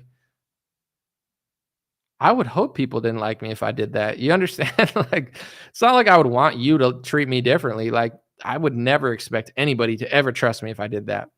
But that's why people constantly do that, because people make money and get famous doing that, and no one seems to care. So it's like, a lot of people that care about business, they're like, why would I go the authentic route when it's peanuts compared to doing it this way? Yeah, some people will hate, some people will figure it out. But for the most part, 70% of people have no idea and they'll still like me. I think most people, they do it because they realize it's profitable. There's different types of people out there. There's how do I make money in business at all costs, and how do I do what I think is right? Most people do things for money. It's not just the media. It's not just politicians. It's most people. Most people do not pursue their passion. Most people are totally fine with selling a horrific product if it means that they can make $40 an hour or whatever. Most people work at jobs they don't believe in. Some people are lucky enough to work at a company that they do believe in, but it's like, to me, it's just like, why would the country succeed if that's how a majority of people act? I see all that. It's like, I don't think we're getting persecuted. I know why America's falling apart. I've analyzed it. It's like, it's falling apart because the left went insane. The right are mostly opportunists. Politics revolves around a foreign country that cares about themselves and not us. Understandable, but our politicians care about them at the expense of us. So we don't have a real opposition party. So of course it's going to fall apart. The left blames the right blames the left. Everybody's taking pharmaceuticals and getting fat off the messed up food, and nobody cares because Trump and Biden won't talk about it. Yeah, I get it. I don't expect the country to have a huge awakening until people care about this stuff. Once people care, then I think things change, and they will change. But I don't know. I guess I'm just not like shocked. Like I'm not like, nothing surprises me anymore. It's like, why do media people keep doing that? Because people allow it. They enjoy it. They get more mad when you point it out on average, you know? Someone said it's why our culture is dead. And here's the thing too, is it's not normal what we're doing. Like if you look at all these amazing sculptures and architecture from hundreds and thousands of years ago, it's like that was the normal for a lot of human history. Like people loved their people. People loved themselves. Like maybe not everybody loved themselves, but it's like they were trying to be great. They were trying to do great things for their people, great things for their country, great things for their religion, and great things for their world. Now, you seem crazy if you want to do that because you stick out like a sore thumb. It's like 99% of people just make money. Why do you want to do that? And it's like you're so jealous. And it's like our ancestors are like laughing hysterically. They're like, you realize that like back in the day, I'm not saying everyone was perfect. Of course, there were opportunists, etc. But you did get rewarded for being a great artist. You did get rewarded for doing something amazing. You know that the rich people were commissioning people to do great things. Like nowadays, the rich people are commissioning people to sell pharmaceutical products. Like back in the day, it was like they're commissioning like Michelangelo to paint something because he's great. Nowadays, it's like they'll use their money to buy a media company to smear the Michelangelo of the time or to smear the Da Vinci of the time. It's like the greats are not respected in this country. I mean, they are by the people thanks to social media, but like what's normal to us is so abnormal. And that's why, obesity's on the rise. That's why the pharmaceuticals are flooding the country. That's why kids are dying from pills. That's why crime is rising in the cities. That's why Trump sells vaccines. That's why Biden poops his pants. It's like, it's all one. It's like our culture, our country's failing. And what's evil seems normal. What's good seems crazy. And people that are good are more afraid to do good than they are bad. Like that's why things are going. So the average businessman, they're not going to just tell the truth to you. They're going to just make money. Because why? Why tell the truth when, you got to take 2 zeros off your bank account? Why? People like to be lied to. People like the lie. You got good people. They should be pointing out to evil people, like, that this is not sustainable, or like, what you're doing is wrong. Instead, they sit and harass people they like and say, oh, aren't you afraid? Aren't you afraid for being a coward? It's like, aren't you afraid of that? Someone said you're going to get tired of whining. $500 fine. What's your problem? I'm not being mad. It's just like I've seen you being like, you sold out. You're going to get tired of complaining. It's like, I'll just be honest. You could write whatever you want. Tell me what your problem is. If I was quote unquote complaining about the left and Ukraine, everyone they wouldn't say I was complaining. They would be like, oh, you're doing a podcast. Oh, you're talking about things. Oh, I respect how honest you are. But the second I do journalism or any analysis about a topic they don't want to hear, now I'm complaining. Now I'm hating. This is why we can't push hate speech laws in America. The left thinks the truth is hate and the right thinks the truth is hate. So it's like, listen, I've been doing the same thing for 4 years. You only seem to complain today. So it's like if my complaining was your issue, understandable. It could be annoying. I get it. But it's not your issue because you've been watching for 3 years. So it's like you don't have a problem when I complain about Pfizer, and you don't have a problem when I complain about the Democrats. You only have a problem when I accurately analyze the right wing and say why we're never going to win because it's not a real opposition. Now you're bothered. Now it seems like hate. Now I'm so angry. Not when I'm actually more angry at the other side. Because that's not your issue. Let's just be honest about it. Yeah, let me know. Lying is the law, obey. I don't get what you're even trying to do. You're just like trying to get attention or something. I don't get it. Someone said right wing cries more than the left. Now, about Israel, they turn into far leftists with their speech laws and constant complaints of everything and everything's anti-Semitic, and also with Trump. I just want to say this because I do think it's an interesting point. And the reason I talk about this stuff often is for me, and maybe it's not popular. Like, McDonald's is popular. Like it's not always popular to do things that aren't as accessible. But it's like for me, I don't want to hear some low level Tim Pool analysis or some Trump DeSantis thing I've heard 100 times that makes no sense. And it's just like very cookie cutter.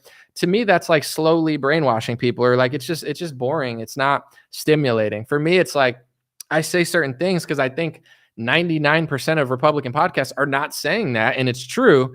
And like every Republican podcast that's a normie podcast, they're all saying the same thing. So it's like wearing down the collective consciousness of the Republican Party because it's so simplistic and so simple. And like it's just like, and this is what they do is like they'll have a Chris Cuomo on because he's fake opposition, but they won't have someone like me on because I'll call out what they're doing from a right-wing perspective. And if we duke it out, people will realize that I'm telling the truth and I'm right. And they'll probably realize I'm right, but they don't want to be right because being right is not what they're doing. They're purposely being obtuse on certain topics because it's better for business and it's better to reel in a certain political crowd. So I talk about this stuff just because I find it interesting. And I just think it's true where when I talk about stuff on the left, everybody says the left wing will say it's hate speech. But when I talk about, like, even if I say Trump took $1 million from Pfizer and hired a pharmaceutical lobbyist, that's true. But people will say I'm being hateful or I'm being angry when I'm not being more angry or more hateful than I ever am.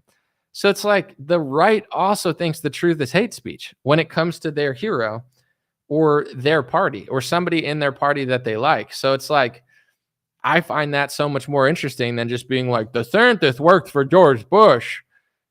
Trump also hired Bush people. And, you know, like those same flaws are apparent with Trump as well. And those same donors are probably going to donate to Trump. But yeah, call it out with dissent. But like, you know what I'm saying? Like every Republican podcast, it's like, that's probably why a lot of people listen to my podcast. I mean, I'm not the most popular podcast in the world, but, you know, on Instagram, I would say I'm one of the bigger pages where engagement wise, it's like they know when they watch an anomaly video, it's like, oh, it's actually going to make sense. Oh, it's actually going to be reasonable. It's actually going to be well-researched. He's not going to lie and he's not going to pander to either party. That's why I get hundreds and thousands of comments on everything I do. Other people, it's like, well, buy Trump or Ukraine. It's like nothing's unique. Nothing's intelligent. It's all just like fodder feed for like, you know, the consumer. So there's different games people are playing, but you know, I think that's why people watch my show. Some people get mad at it, but it's like, it wouldn't be my show without that. Let me see. Someone said Tim's music's bad.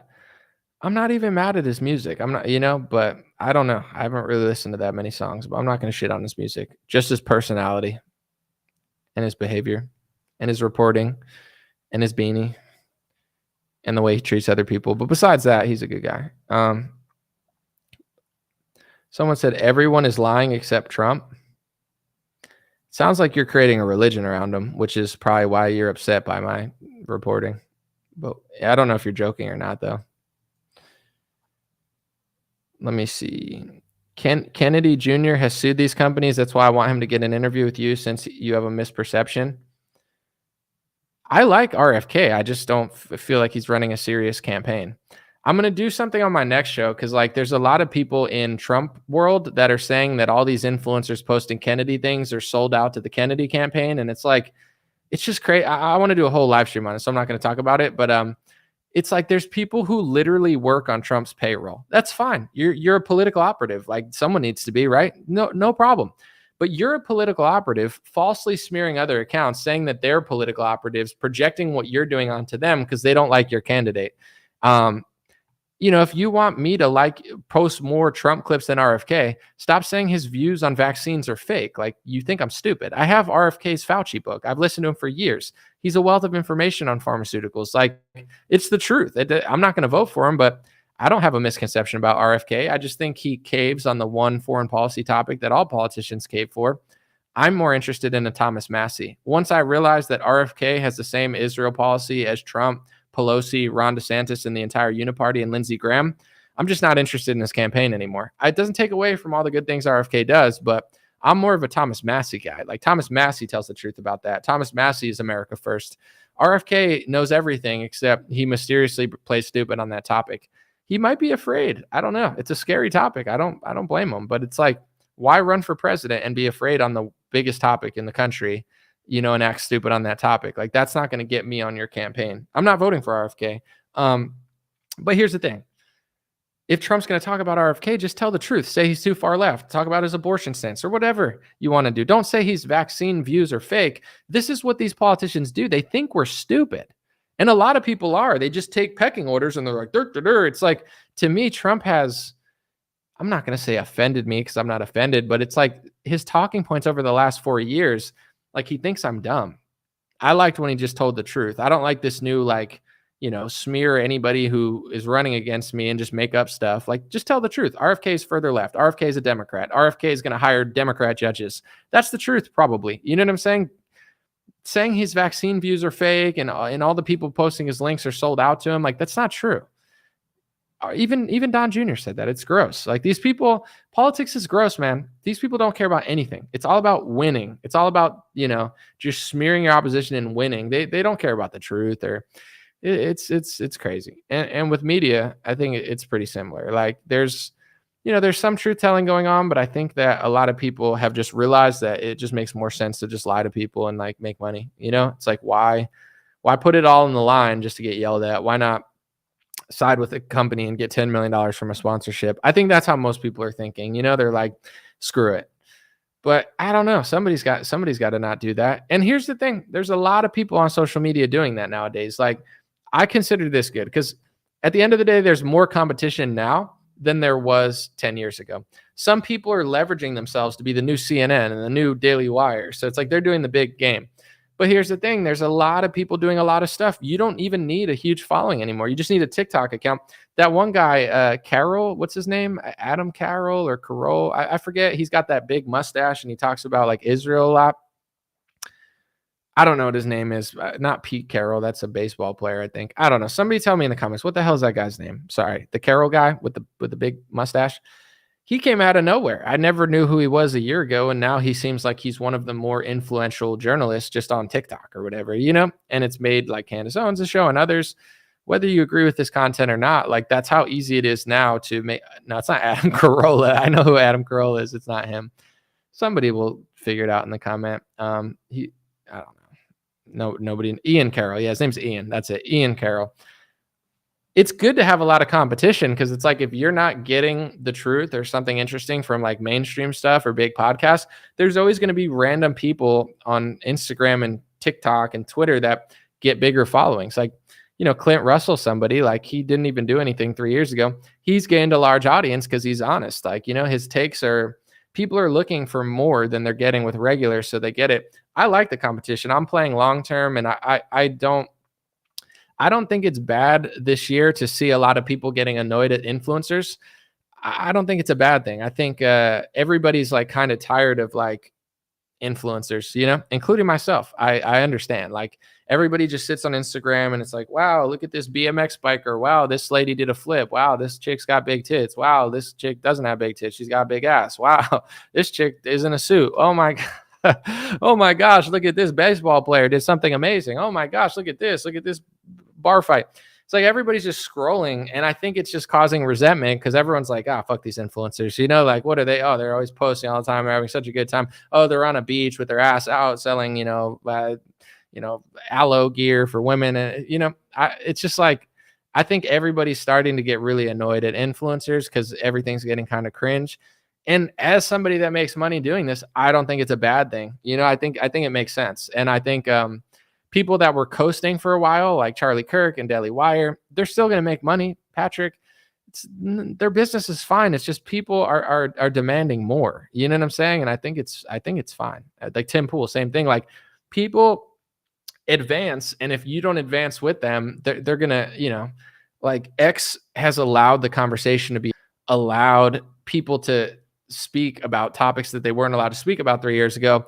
And because of social media, everyone's figuring stuff out. So like, I just don't view the backlash as like a bad thing. I'm not like, oh, people are being so hateful. It's like, no, they've figured out the truth of what Republicans won't tell them, and they're annoyed, rightfully. Is their method of how they operate always the best? Absolutely not. Am I justifying every crazy comment? No. Are there 20 comments directed at me every day on Twitter that I can't stand, that annoy the shit out of me? Absolutely. It's not like everybody gets along with me. Like, a lot of people piss me off, but if you follow me on Twitter, most of my takes are popular and most phonies takes are not popular. Like, you're starting to see the culture shift where like the truth is getting more popular and more shares, and the lies are getting ratioed. It's not a bad thing. I think some influencers are bothered by this because they're just coasting. They're just doing their shows and making money. And it's like, they just want to just ride off into the sunset. But the truth is, Charlie Kirk is falling short. Ben Shapiro is falling short. Everybody knows that they're falling short. The Republican Party is falling short. Trump fell short. Johnson fell short. So new podcasts like PBD, they're coming into this space, and it's like, part of the backlash isn't just him. It's just like we've been tricked too many times. Like the people, like our party sucks. You know what I'm saying? Like I don't hate Trump. But it's like he failed. I don't hate Mike Johnson as a person, but I don't like him. I don't know what you want to call it. I don't like him at all. I think he's a fraud. I think he's horrific. I think he's Nancy Pelosi in drag, not literally in drag, but you understand what I'm saying? It's just like I don't want to just get along with everybody right now. Like, oh, let's celebrate Ted Cruz, a turning point. Let's not say we did. You know what I'm saying? Ted Cruz sucks too. Fuck Ted Cruz. Excuse my language. He sucks as well. So like everyone's like, oh, look at all the hate on Twitter. It's like we just sent $100 billion to foreign country. They didn't get a border. Trump's selling vaccines, and he sounds like Lindsey Graham on foreign policy. What what we have to like Charlie Kirk and Ben Shapiro just making money while nothing happens? Like no, no. It's like if I was doing normie content, I would expect people to get annoyed at it too. It's like. Anomaly, like who cares? Like that to me, it's like people are saying, who cares about this? I'm saying, who cares about the normie stuff? Like it's so basic. We've been there, we've done that. Like you're not gonna beat the left by being like, oh, the left are the real racist. You know who the real racist is? Kamala Harris. It's like Kamala Harris doesn't even know what race she is, let alone being. It's like whatever. Yeah, they're the real communists, or like these like 2017 talking points were like, oh my gosh. It's like, cool. We've heard that. But anyway, I think PBD, Tim Pool, Charlie Kirk, Ben Shapiro, I think people speaking out and speaking the truth to them is going to get them to do better stuff. Like it's competition. I think it's all, I'm totally fine with it. Cause as a consumer, I'm bored of all that stuff. Someone said Ted Cruz is all right. That's all he is all right though. But during COVID, a year and a half after lockdowns, he was pushing vaccination segregation. He tweeted that only vaccinated people should take their mask off on an airplane. That's the best we can get. That's the problem. The best we can get is terrible. Like the Overton window moves so far that the best we can get is horrible. And Thomas Massie's the only real one. And they're always trying to throw him out of Congress. Like it's not enough, that, and I'm not like, oh, you got to be perfect. It's so far from perfect. I'll take not perfect. Like people are like, oh, Thomas Massie voted this way or that way. That's fine. I'm not, if his track record's not 100%, as long as he explains why he did it and can point out donor money that he's taking or whatever, it's fine. But everyone wants to gaslight me into being like, oh, I want perfection, or, oh, I'm just being too hard. The best Trump could do was printing $7 trillion and ending the country in a lockdown. And he gave Fauci an award. The best Ted Cruz could do was vaccination segregation and try to give himself special privileges. I've said this before. I don't want to be repetitive, but apparently I do because I always am. I would have to say something to Ted Cruz man to man if I ever saw him. I would have been like, Ted, I want you to know that you're out of your mind for ever thinking that you deserve special liberty for me because I didn't get vaccinated. You're out of your mind. You should apologize, and you should be ashamed of yourself. That's what I would say to Ted Cruz. But Steven Crowder is smoking cigars, and Charlie Kirk puts him on a stage. I can't stand the Republican Party. I can't stand Charlie Kirk. I can't stand these people. It's not because I hate them, or it's not because I'm jealous. It's because they're just fake opposition. They have fake interviews, and they have fake little events with these fake people, with these fake shows. They're trying to present Ted Cruz like he's a rock star. Not a single person has asked him a journalistic question when they have him on their show. It's all look at the left, look at the left, look at the left. It's fake opposition. In my opinion, it's like it's not as bad as Lenin and Bolshevikism, and I'm not going to pretend like it is because it's not. But to me, that's what the Republican Party is. They're like Leninist opposition. It's like Lenin knew the best way to have a opposition is to control them. Or there's a Lenin quote that's like, the best way to control the opposition is to create them. Let me look it up. Lenin controlled opposition. To me, that's what all these people are. Like, I don't think Charlie's that bad of a person, but I think he's controlled by opportunities and donors. Do I think he means bad? No, but his shit's not good enough, in my opinion. Lenin said the best way to control the opposition is to lead it ourselves. To me, that's what the right is. That's what Mike Johnson is. That's what Trump is. That's what all these people are. It's like they're fake opposition. they're there to create the illusion of opposition, but it's never enough because it's not even trying to be. Like, I don't think everybody knows it, but like everybody's controlled by different things. Like, it's like, do you want this? Do you want $10 million from this donor? Well, then you got to support this country. If you don't, you lose the money and we'll smear you. Oh, you're doing it? Oh, that's nice of you. Oh, you went a little far. Maybe you should back it up. Okay. It's like, everyone's playing a game. It's just not the game people think. The Soviets did it. Yeah, I mean, it's so obvious that it's happening here, but there's always a character that tricks people. That's why it works. It's like Obama was the perfect opposition.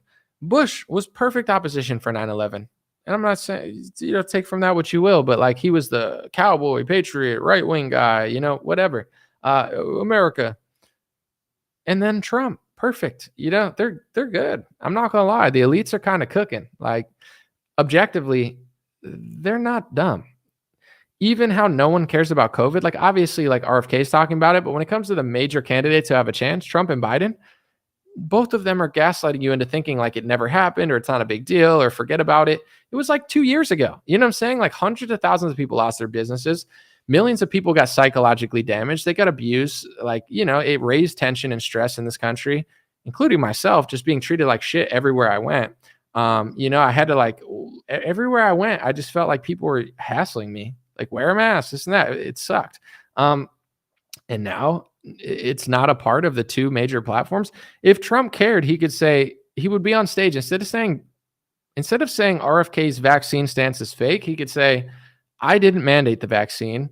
Biden mandated the vaccine. I didn't mandate it. He could say that 100 times. He doesn't care though. He barely talks about it because it's like, he doesn't give a shit. Mandate, not mandate. He said one time, if he were president, he wouldn't have needed a mandate because everybody would have got the vaccine. That's where Trump says that. But, it is what it is. With that being said, I do think people are figuring it out. I can't speak for Facebook or Instagram because it's not the same, but there are people waking up. Here's what I've seen on X. Anybody that's not talking about like edgy truth stuff, they're getting destroyed. On Instagram, there's a lot of edgier content getting very popular. On Facebook, it's probably the least progressive spot for that because a lot of older people are just like so stubborn and like they love like basic Biden memes and stuff. But the youth is definitely like not on the same page as Mike Johnson. So over time, it's just going to be more and more difficult for the Republican Party to keep this illusion going, in my opinion. It's not like perfect, but it does seem like as somebody that's been doing it for a while, the backlash in 2019 was wrapped up, thrown in the corner, and basically like blacklisted. Now it's times 100. It's like everything they tried to hide is just all over the place. And they're like, oh my gosh, the rise of hate. And it's like, you threw these kids in a corner. You never challenged them. You never told the truth. And now everybody knows the truth. Like that's just what it is. Like it's not saying the method of every person's right or what they're saying is right. But like, if you're trying to be that gatekeeper type where you're just like CNN tried to do that, Fox News tried to do that. Do they still have an audience? Absolutely.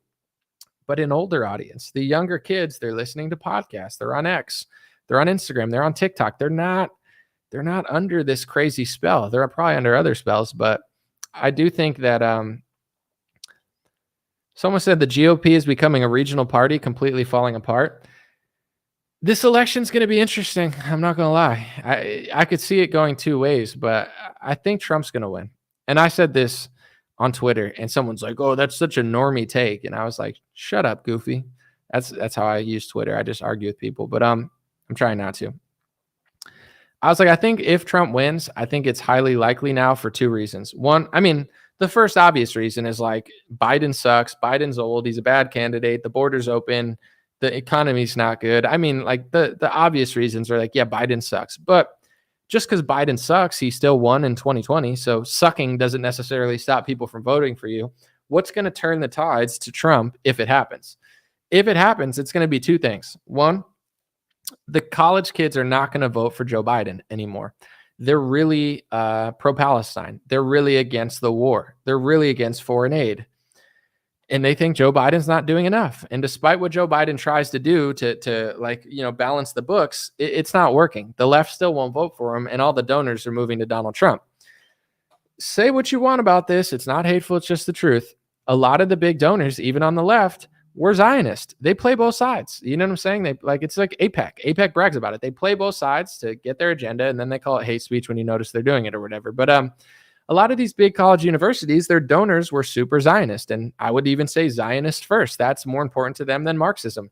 They'll push right-wing stuff to the right. They'll push left-wing stuff to the left, as long as Zionism is the number one tenet. If it loses, then they're not interested. And I think a lot of these donors, they didn't realize that the Marxist kids didn't separate white and Jewish, because a lot of this is just true.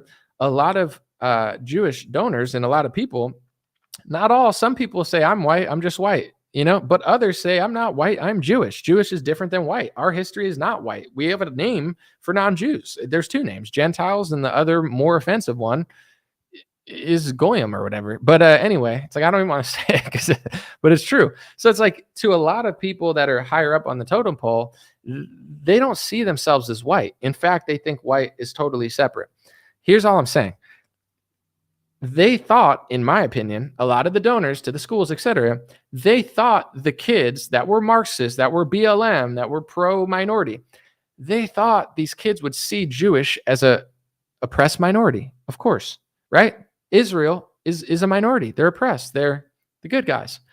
That's not how the Marxist kids think. They see Jewish as white. They see Israel as white. They see Israel as the oppressor, as the conqueror, as the conquistador. And I don't think a lot of the donors to Marxism realize this, to be quite honest. I think they thought, no, these kids, they'll just, hate on America and white people or whatever, and, they'll do all that stuff, but they'll know the difference between, that and that. And they don't. Like even Macklemore's song, he's like calling out AIPAC, and then he's calling it white supremacy. It's like, Israel does not see itself as white. You might, but they don't. So that's not what they're thinking, but maybe that's what you're thinking. Whatever. I don't care about Macklemore. He sounds like every cucked liberal that you ever meet, but whatever. With that being said, all these donors now that were funding the left, they're like, these kids hate us. These kids don't like Israel. These kids don't see us as the victim. These kids are talking about Zionism. So now they're starting to fund Trump. They're like, Trump is our answer. Trump will stop them. Trump is more conservative. I don't think he's going to get all the votes necessarily, but the combination of the Democrats, millions of liberal kids are not going to vote for Joe Biden, and that's what he needs to win. And when it comes to big money, Trump has a lot of big money, and there's a lot of people coming over to him because they're like, we need to fund Trump to stop these college campus protests. We need to fund Trump to stop these liberals. These liberals hate us. They hate us on TikTok. We need to shut down TikTok. This sucks. We got to get, it's like, that's kind of like, this is not an analysis that you're going to hear on Dan Bongino or any, you know what I'm saying? They probably, I'm not going to speak for him directly, but people in that ilk would probably think what I'm saying is hateful, even though it's just the truth. It's like, it's not hateful. It's just an analysis of it. So I think like Trump has a good chance, but it's not because he's so anti-establishment. It's because he's so pro-establishment that they're realizing that he's actually going to do more, or he says he's going to do more. Maybe he won't, but I have no idea what Trump will do. But like, he's running that pitch is like, look at Biden. He's anti-Israel. Look at his supporters. And then like people are like, oh, all right, well, the left hates us, or the left doesn't like us, or the left doesn't agree with us. I don't think they realize that, though. That's all I'm saying. Is what it is. Take it for what you will. They didn't realize that the left wasn't going to separate them. They wanted the left to separate them. You could think all these things, but don't think this about us. And they do. And now they're like freaking out.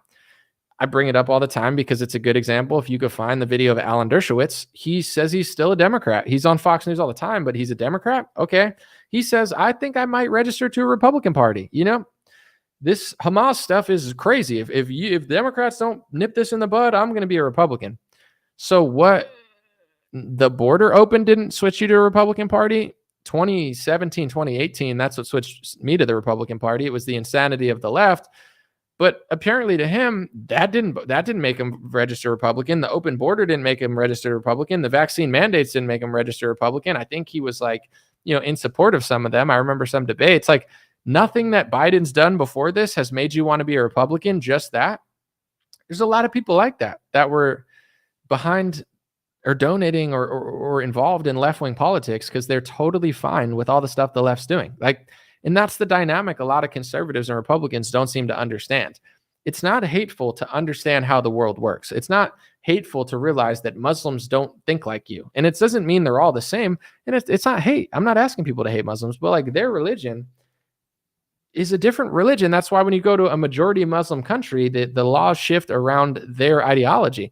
It's not hateful. You might think it's better. You might think it's worse, but that's just the truth. And you'll never know what's going on in the world unless you understand that. The reason the Republicans have no idea what's going on is because they don't think about any of this stuff, and they just blindly like worship the entire country of Israel. Even if you're super pro-Israel and you want to save it and give it all your tax dollars or whatever for Jesus, it's still worth thinking about this stuff, because if you don't think about what other people are thinking, then you're just an idiot. You know what I'm saying? Like, it doesn't make sense.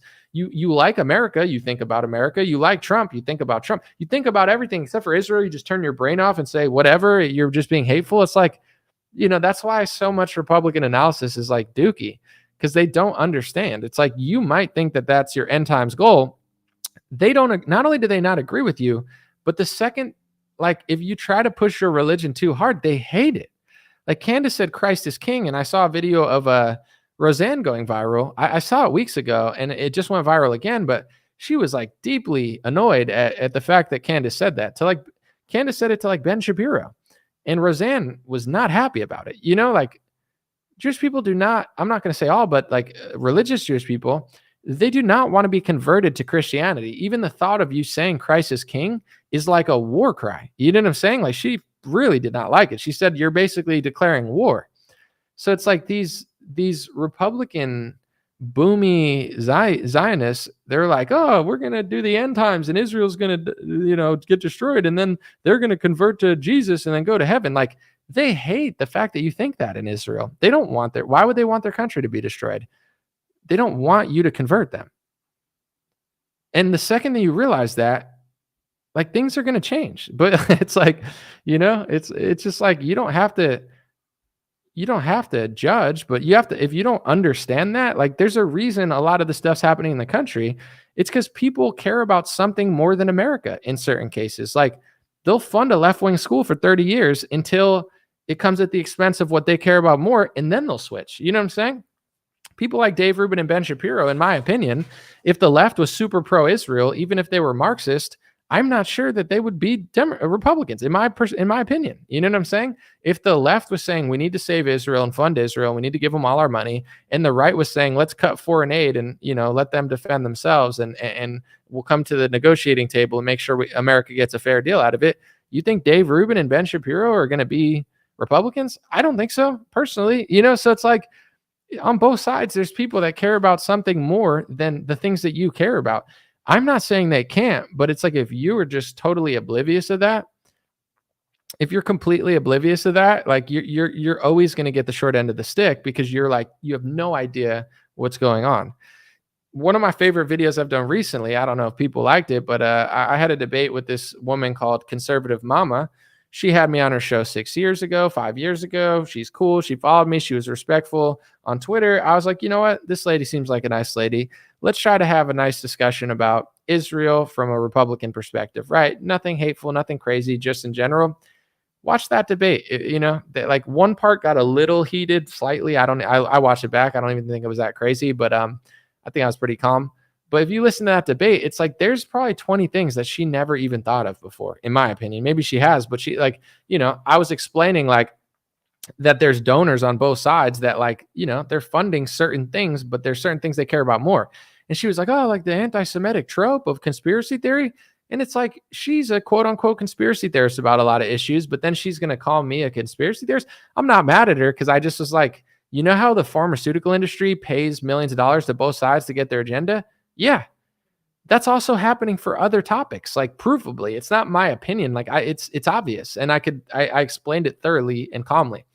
But it's like, these people have never even thought of that, because they just close their eyes and they're like, I don't even know anything. And it's like, okay, then you're going to lose. You're going to lose that battle, or at least, I wouldn't even call it a battle, but you're going to lose that relationship, because, like, unless you want America to fail so you can go to heaven, like, there's Pastor Locke was on Twitter and he was talking about, like, the end times and how anybody questioning Zionism is wrong. And, like, he's admitting, like, the country is going to fall apart. He's like, everything's going to get destroyed and then we're going to go to heaven. It's like, I'm fine with you thinking that.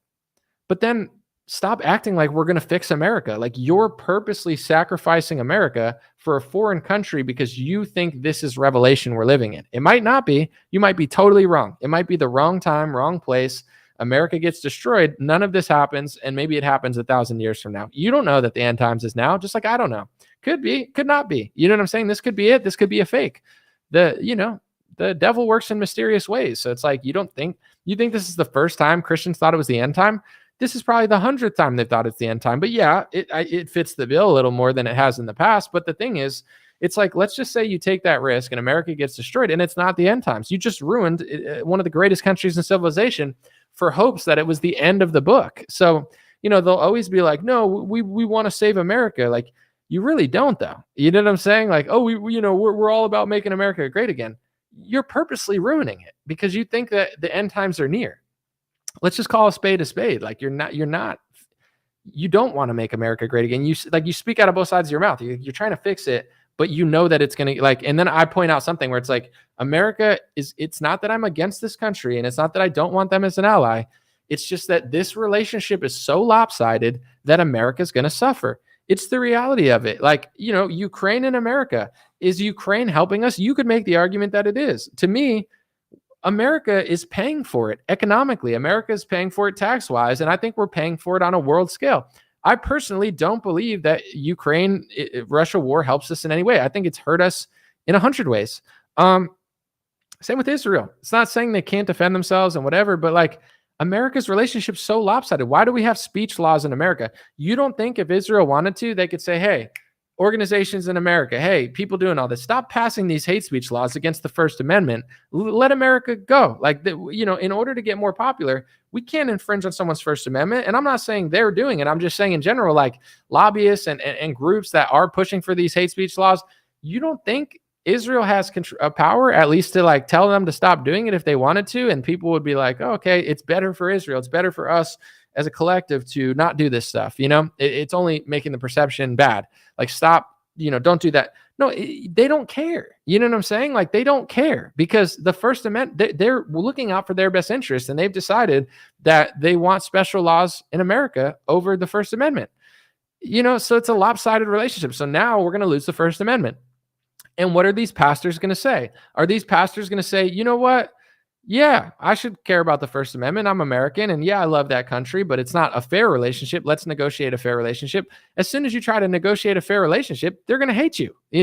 So that's just the truth. So at the end of the day, the country is going to fail because everyone on the right is prioritizing something over the First Amendment, something over the country, something over the economy. And when you do that, you tend to lose it, So, but then if it starts going down the drain, you'll start to hear these pastors, they're not going to be like, oh, let's negotiate a fair relationship. They're going to be like, this is it. These are the end times. America's falling apart. We have to fall apart. Give all our stuff to Israel. And then at the end, they're going to be like, and now Israel's going to get destroyed. And now we're going to go to heaven, but you're not going to go to heaven, but we are. That's why Israelis, like, not all of them, but it's like the Christian-Israel relationship is hilarious. Like, they're probably just like, yeah, no, for sure. Like, you think they want Christians going to Israel evangelizing people? No, I think they've pushed certain rules and laws to stop it. They hate Christians who want them to go to Jesus. They hate Christians who talk about the end times. They just know that you'll be like dumb if they just be like, yeah, for sure. Like for now. And then it's like, when it's all said and done, and once people figure out what's going on, it's like, it's going to be too late. So someone said I could see her wheels spinning. If you watch that debate, I think I handled myself good. And I think on these topics, I'm not going to like, there's other good people, but I do think I'm one of the best. It's like on the hate speech laws topic, I do think I'm one of the best. On the pandemic and the bipartisan corruption of the pandemic, I think I'm one of the best debaters on this topic. That's why I want to go on these podcasts. It's like I watch other things and I'm just like, I'm just underwhelmed because it's like they'll always have on some fake ass expert or some stupid Republican who like says something like half truths or, oh, Fauci, like they don't even know what they're talking about. So, someone said she looked mad. I was just focused, so I wasn't trying to get upset. But I mean, the Christians, like those type of Christians, nothing matters to them. Facts, logic, reason. It's all about their interpretation of what the Bible says. So if that means losing America, sacrificing their own country, they're not going to say they're doing that because it sounds insane. So they'll always be like, no, we want to fix the country. It's like, but there's going to be a point. You know what I'm saying? Like there's going to be a fork in the road where it's like you either fix your country or you're subservient to another country. And if you go to the other way, like your country's not going to get fixed. It's just the truth. Like, and at that fork, they go the other way. So America's going to suffer. Like they just won't admit that because admitting that sounds crazy. It's like, yeah, the country's going to suck.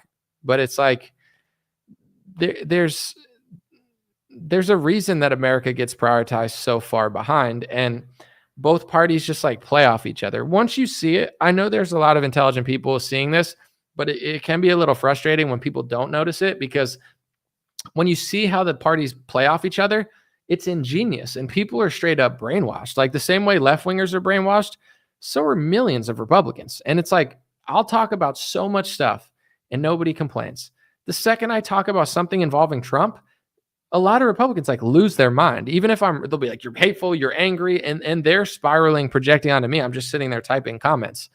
And I'm trying not to let it bother me because it does bother me. But it's like, there's a lot of Republicans that they don't understand anything. Their whole view of like the left, right is so simplistic that, they don't understand that there's certain groups, certain organizations, certain lobbyists, certain donors, a lot of different organizations and companies that they're playing both sides. But it's like they want to believe that it's happening, but not to Trump. Like it's so different. He's so different. I'm not saying not to vote for him, but I think they're going to keep doing this until people realize it's happening. Same thing with media. Like Tim Pool, he's throwing a little fit now, but it's like, if people don't like his show because he's corny, then he should stop being so corny. Someone said, I'd like to see an Anomaly on Theo Vaughn. I actually met Theo Vaughn years ago at like the Comedy Store or whatever. I met him. They had some like random room. I don't remember who I was friends with, some comic. And I met Theo Vaughn then. I don't know if I still have his number or not, but he's probably not interested in having me on. I think like he's at that point where like they only want like really famous people on or whatever. So if I really want to get on these podcasts, I have to like do something outrageous. Like, it's like if I stood in the street and like Antifa slapped me in the face or something, then like Fox News would have me on and they're like, oh, here's Anomaly. He's a patriot who got slapped in the face by Antifa. Like, but if I actually just do awesome work and get 1 billion views, they just don't care.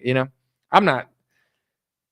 Theo, he's like more mainstream, so he does a lot of like, he doesn't have on political people that often, but I think with like conservative podcasts, like they want someone that's going to get a lot of clicks. Like I got to like go on a plane and be like, there's aliens here, and then it's like everybody wants you on the show, or like go to a town hall and dress up as a woman or something and be like, COVID, like they like a viral moment. I understand. I'm not against the marketing of it, but if I just do good work, I don't think anybody cares. I think I have to do something like outrageous where they want like the clicks,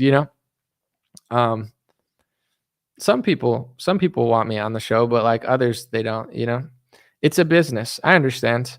There's some people that it's a business, but like, it's not just a business. Like, Andy Frisella from First Form podcast, he had me on the show. I think, he has a business and he clearly doesn't run his podcast because of business. Like he doesn't even advertise on his podcast. If he could advertise, there's nothing wrong with it.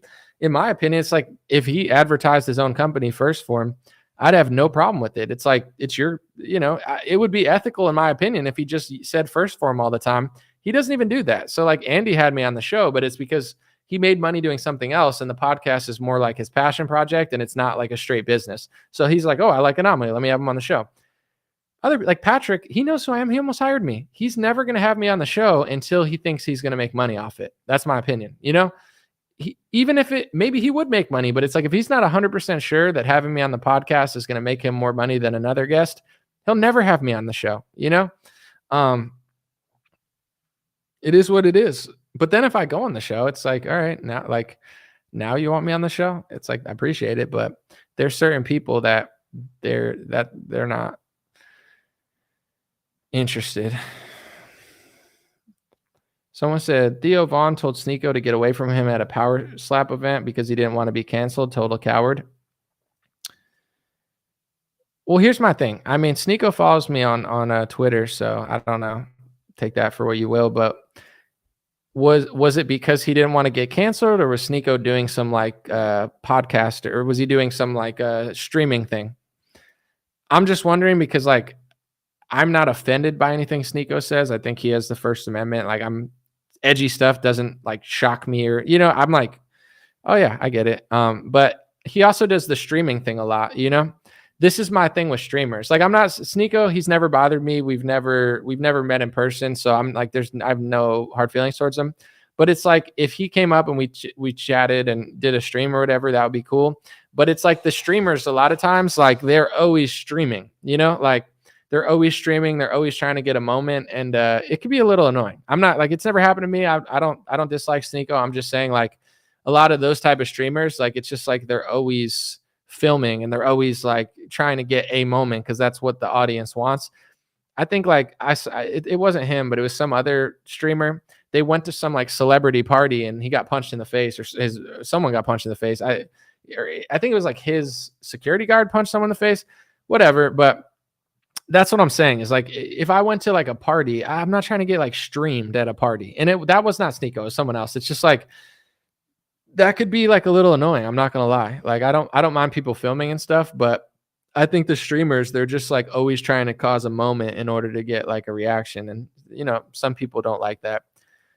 But also, Theo could have been scared. I didn't even see that clip, so I have no idea. I'm just saying, me personally, I wouldn't not let someone film me or talk because I was afraid of getting canceled, but maybe like the wrong setting, it would be a little annoying to me. I don't know.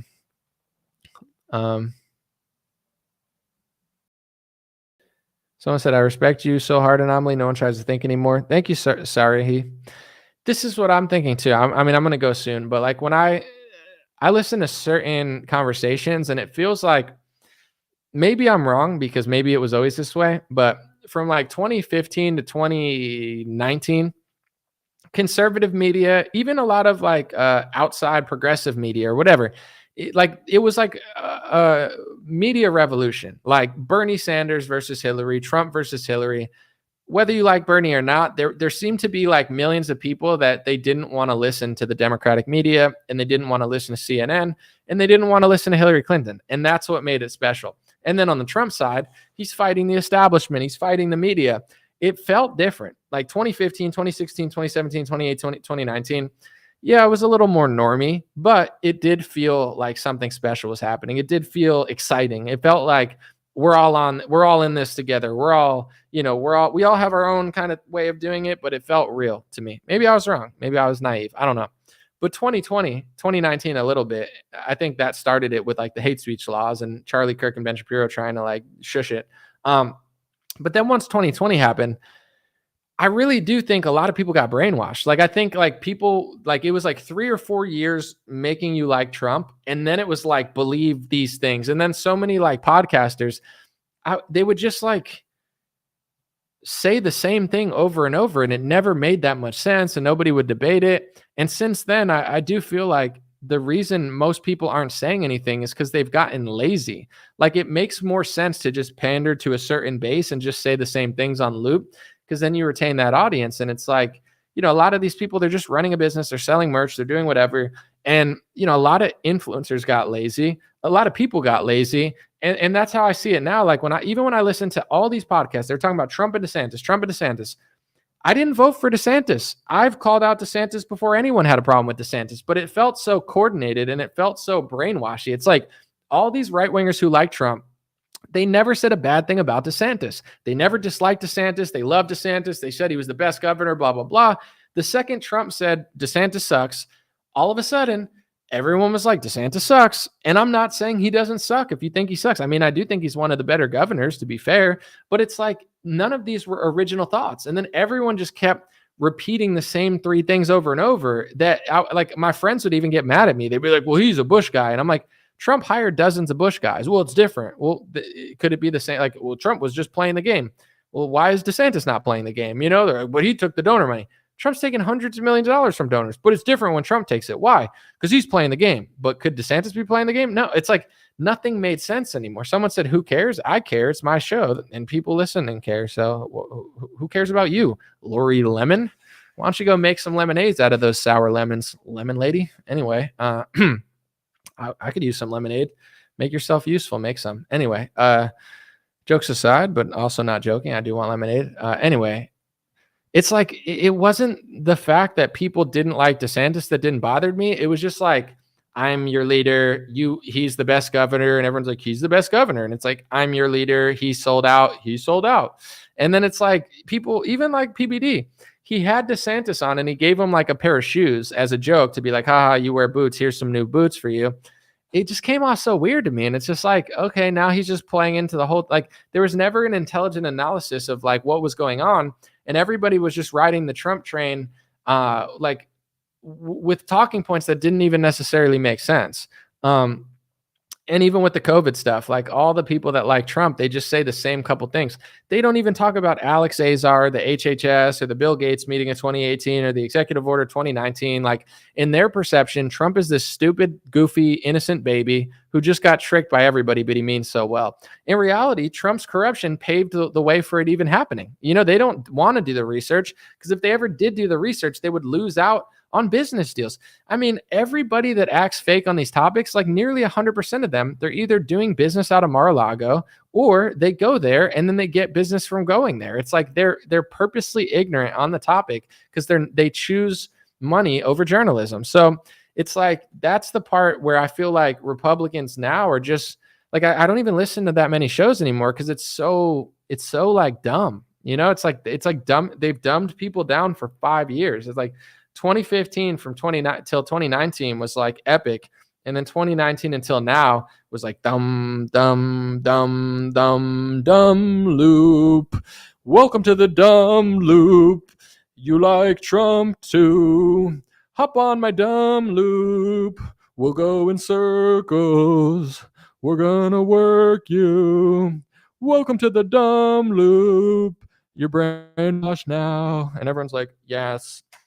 I thought DeSantis was the best governor yesterday, but now I do think that Trump is right and a Democrat could have done just as good of a job. And I think that it makes total sense that Trump moved from New York to Florida and then said Florida was one of the worst places to live. And it's only the sunny weather that makes it good, even though California disproves that with less than 10 seconds of research. And it's like, welcome to the dumb loop. It's like Trump just started dumbing everyone down. He went from a truth teller to like a stupid diaper boy. And everyone's like, yeah, he'd be locked down to save the world with the vaccines. Operation Warp Speed stopped the lockdown. It didn't, though.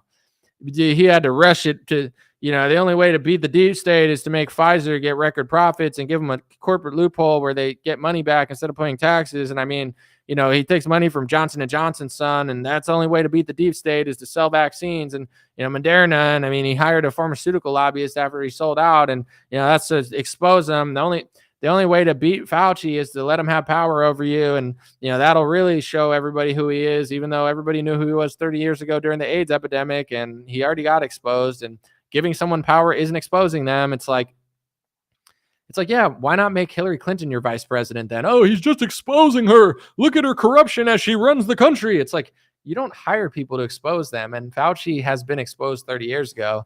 Trump didn't expose him. He just let him walk circles and then gave him an award. Do you think he gave him a secret QAnon award that he opened and it said, trust the plan? And Fauci went, oh! No, Fauci's laughing hysterically. He dog walked Trump, just like everybody does. But the reason all these people dog walk Trump is because he's not trying, you know?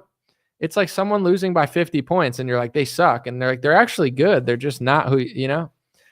Welcome to the dumb loop. Dumb. And it's like, you know? And that's a lot of like independent media too. It's like, they're like, you like Trump, right? And you're like, yeah. Hey, you want to make America great again, right? Yeah. Okay, come over here. And then I'm going to give you talking points that make sense to what you like. And then I'm just going to dumb you down with the rest of my content. And it's like, okay, you know, it's fascinating. But I think a lot of people are, at least in my sphere, are waking up like on social media. But there's more people that know stuff now than 4 years ago, but there's also a lot of people that are like stuck. When I used to talk about it during COVID, I used to call it like a goofy loop. Like people were just stuck on a goofy loop. And it's like, they'll just say the same 4 things and spiral at you if you like question their narrative. Like, it's crazy. Someone said Trump saved 100 billion lives with Operation Warp Speed. Well, here's the thing. It's like, if you went to a restaurant and you ate a meal and they said, if you eat this meal, you're going to lose 100 pounds instantly and you're going to be jacked like a bodybuilder. Like, everyone knows that's not true. So if you didn't have any connection or emotional support to like the restaurant, you'd be like, this restaurant's lying. Like, it's a good restaurant, but they're just lying. Like, their food's good, but I didn't lose 100 pounds and I'm not jacked after eating it. They're just overselling the food. That's Trump with the vaccine. Like, the vaccine didn't save 100 million lives. Most of what Trump says about the vaccine, he's pathologically lying through his teeth. I know you're joking, but it's a good point. I'm glad he brought it up.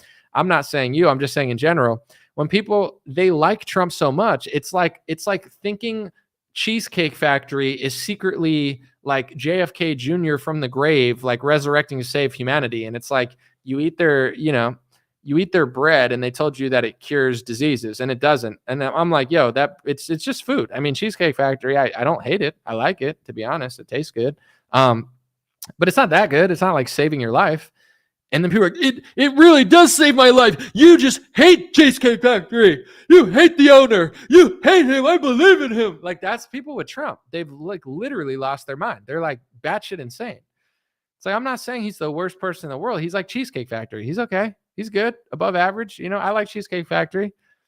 Probably like it more than I should. I don't know. It tastes good to me, but maybe call me uncultured if you want. It is what it is.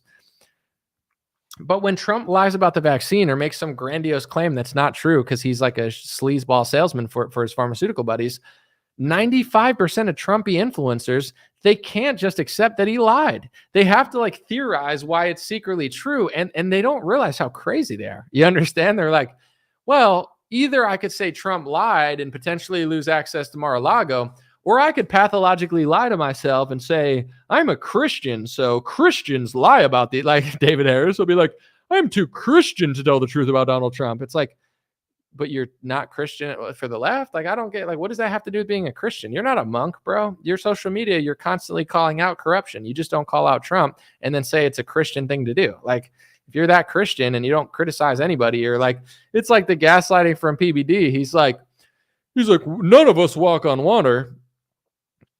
No one said anyone walks on water. Like it's like no one said anyone's perfect. Like, not being perfect doesn't mean I have to like Chris Cuomo. I don't. It's like crazy. It's so crazy. Someone said Anomaly is an old broken record.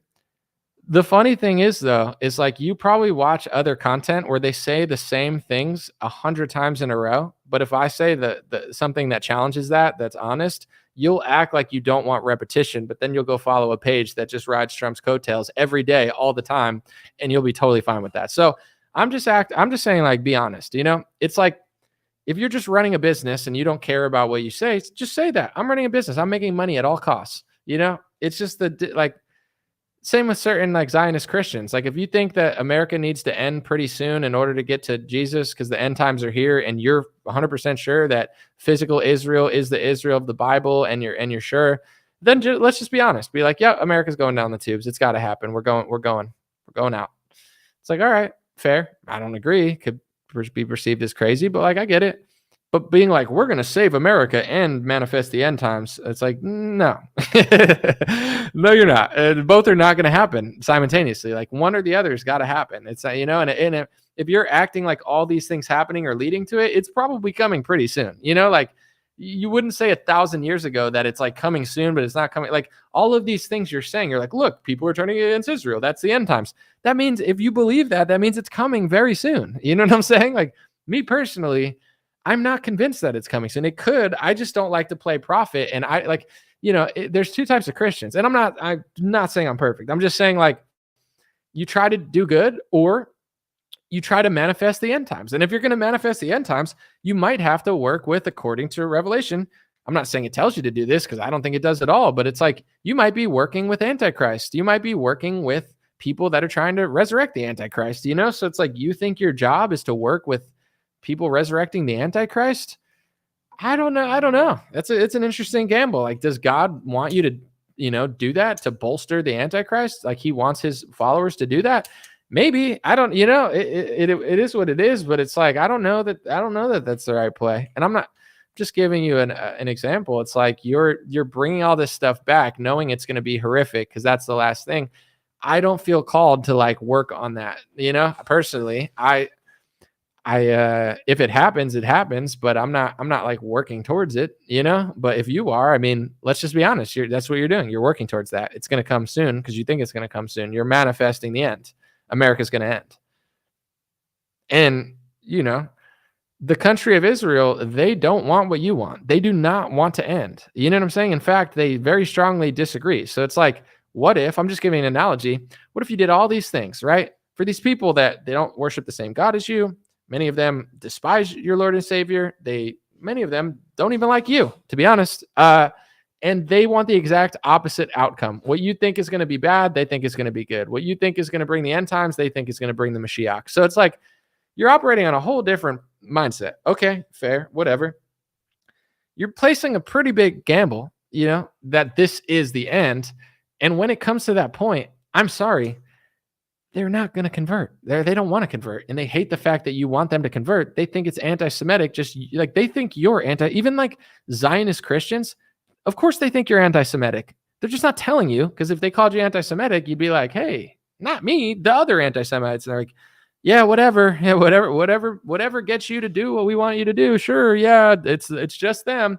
But when push comes to shove, if you're going to try to convert them, or you think they're going to convert, that's anti-Semitism. You're not respecting their religious freedom to not like Jesus, or to not convert, or to not think he's the Lord and Savior. So let's just say, hypothetically, you get to that point and you think all these things are going to happen and it doesn't, then what? Then it's just going to be like every other, nation that failed in modern history. The world goes on. Your nation just doesn't. It's just the truth. Like, the Greek Empire had a lot of power one time. Now they don't. Maybe the Vatican has a lot of power now, but Rome, I think, used to have even more power. They still have power in a weird way, but like, not like they used to. Go through history. There's hundreds of nations and empires that rose and fell and rose and fell. And guess what happened after they fell? Jesus didn't return. The world went on. And then Christians created great nations from nothing. And they created some of the greatest societies in modern history. Do you know how they did that? By trying. Not by sacrificing their nation to try to bring back the end times. Like, that was never a thought process ever in modern. If it was, you'd have nothing. There would be no sculptures and statues. The only reason there were all these great things is because at one point Christians were like, we're called to make things in God's image. Children, we're called to create sculptures in God's image and paintings in God's image and an infrastructure that's beautiful for God's children, because we love God's children and we love ourselves and we don't hate ourselves. And that's how they built the greatest things in the world. Not by being like, oh, let's just eat a bunch of messed up food, get fat, take pharmaceutical pills, and turn on Fox News because Sean Hannity's telling me that we need to bolster a foreign nation. Like, it's quite the gamble. You might be right, but even if you're right, your allies are not going to want to do what you think they're going to do. And just, if it's not those times, you're going to lose, because they're thinking very smart, like they're not dumb. It's just like, I don't know. It's an interesting gamble, but, as far as the American empire, it's lasted hundreds of years. It's been pretty cool. I have faith that it can last longer, but it's going to take a leader that cares about America, and it's going to take at least one political party that's not completely fake. So we got a lot of work to do. And I'm not like a doomer and a gloomer. Like, I don't think that America is going to fail just because it sucks now. Like, things have sucked and gone back, and there's been bad times and good times. Like, I'm not like a doomer where it's like America's got to lose now. Like, why do we have to lose? But if we don't lose and we start winning again and we start crushing again, then we're probably we're probably not that close to the end times, or we're not as close as people want to say we are. Like if America starts crushing and reversing course, like hundreds of societies have in the last couple thousand years, then it's not that close. You know what I'm saying? Then I don't know though. All right.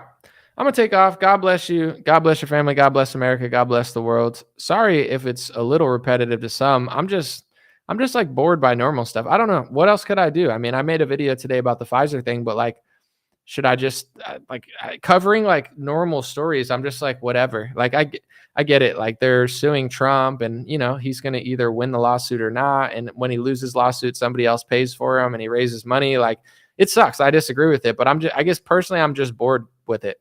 And I'm not telling people not to watch it. Like if you want to watch the Trump court stuff, I'm just not the authority on it, and I'm not pretending to be, and I'm not trying to stop anybody from watching it. I just don't care enough about it to be passionate about it. Just being honest. If you know somebody that's really good at it, then watch them and get the info there. I guess I can't bring myself to caring that much about it enough to like really dive into it, because I feel like I'm going to talk about it and then it's just like going to go away, and then he's going to run, and it's going to be like an afterthought, kind of like Russia collusion and stuff. I get it's wrong. I get what they're doing is insane.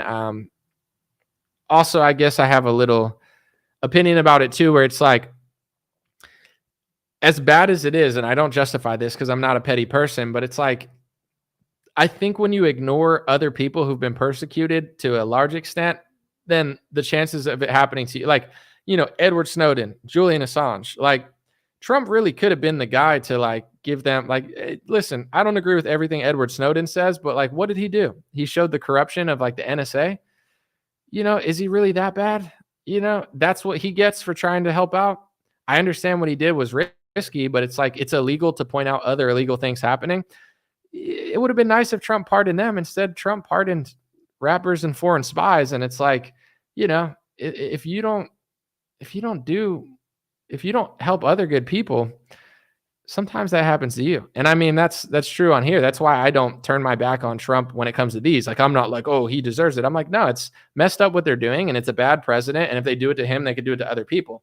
But the reverse is also true. It's like, if I'm standing up for you 100 times, when it's time to stand up for me and my civil liberties and all that stuff, it'd be nice if you were there as well. But I still support Trump in these court cases. I still think that he's getting a raw deal and all this stuff.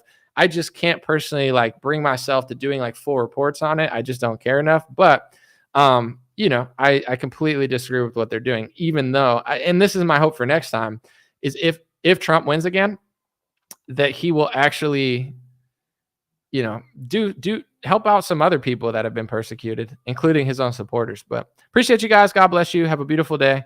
I'll be back soon. Thanks for listening. Thanks for hanging out. I'm always a little slow when I get back, like from not streaming in a while. I don't know. I always feel weird talking to a camera, but I'll get back in the swing. Thank you guys. Hey, what's going on, my friends? Just a few ways to stay in touch and support if you'd like to. The first way is dreamrare.com. We have blue beanies, black beanies, pink hats, other colored hats, freedom versus tyranny shirts, stay blessed long sleeve, God is great long sleeve, and lots of more cool items coming soon. Dreamrare.com. Check out the shop to support. Everything's made in the United States. Handpicked by me. Patreon.com/raretalk. For $5 a month, you can help support me, support the show. If you haven't noticed, unlike other channels, I don't work with very many sponsors, sometimes none at all. And part of the way I'm able to do that is with the dreamrare.com shop and patreon.com/raretalk. So thank you guys for keeping this show free, unimpeded, uninterrupted. I'm forever grateful. My free email list is stayintouchwithme.com. So check the links below in the description, or just type in on any browser, stayintouchwithme.com, all one word. You'll find my email list, put it in there, and it's the least annoying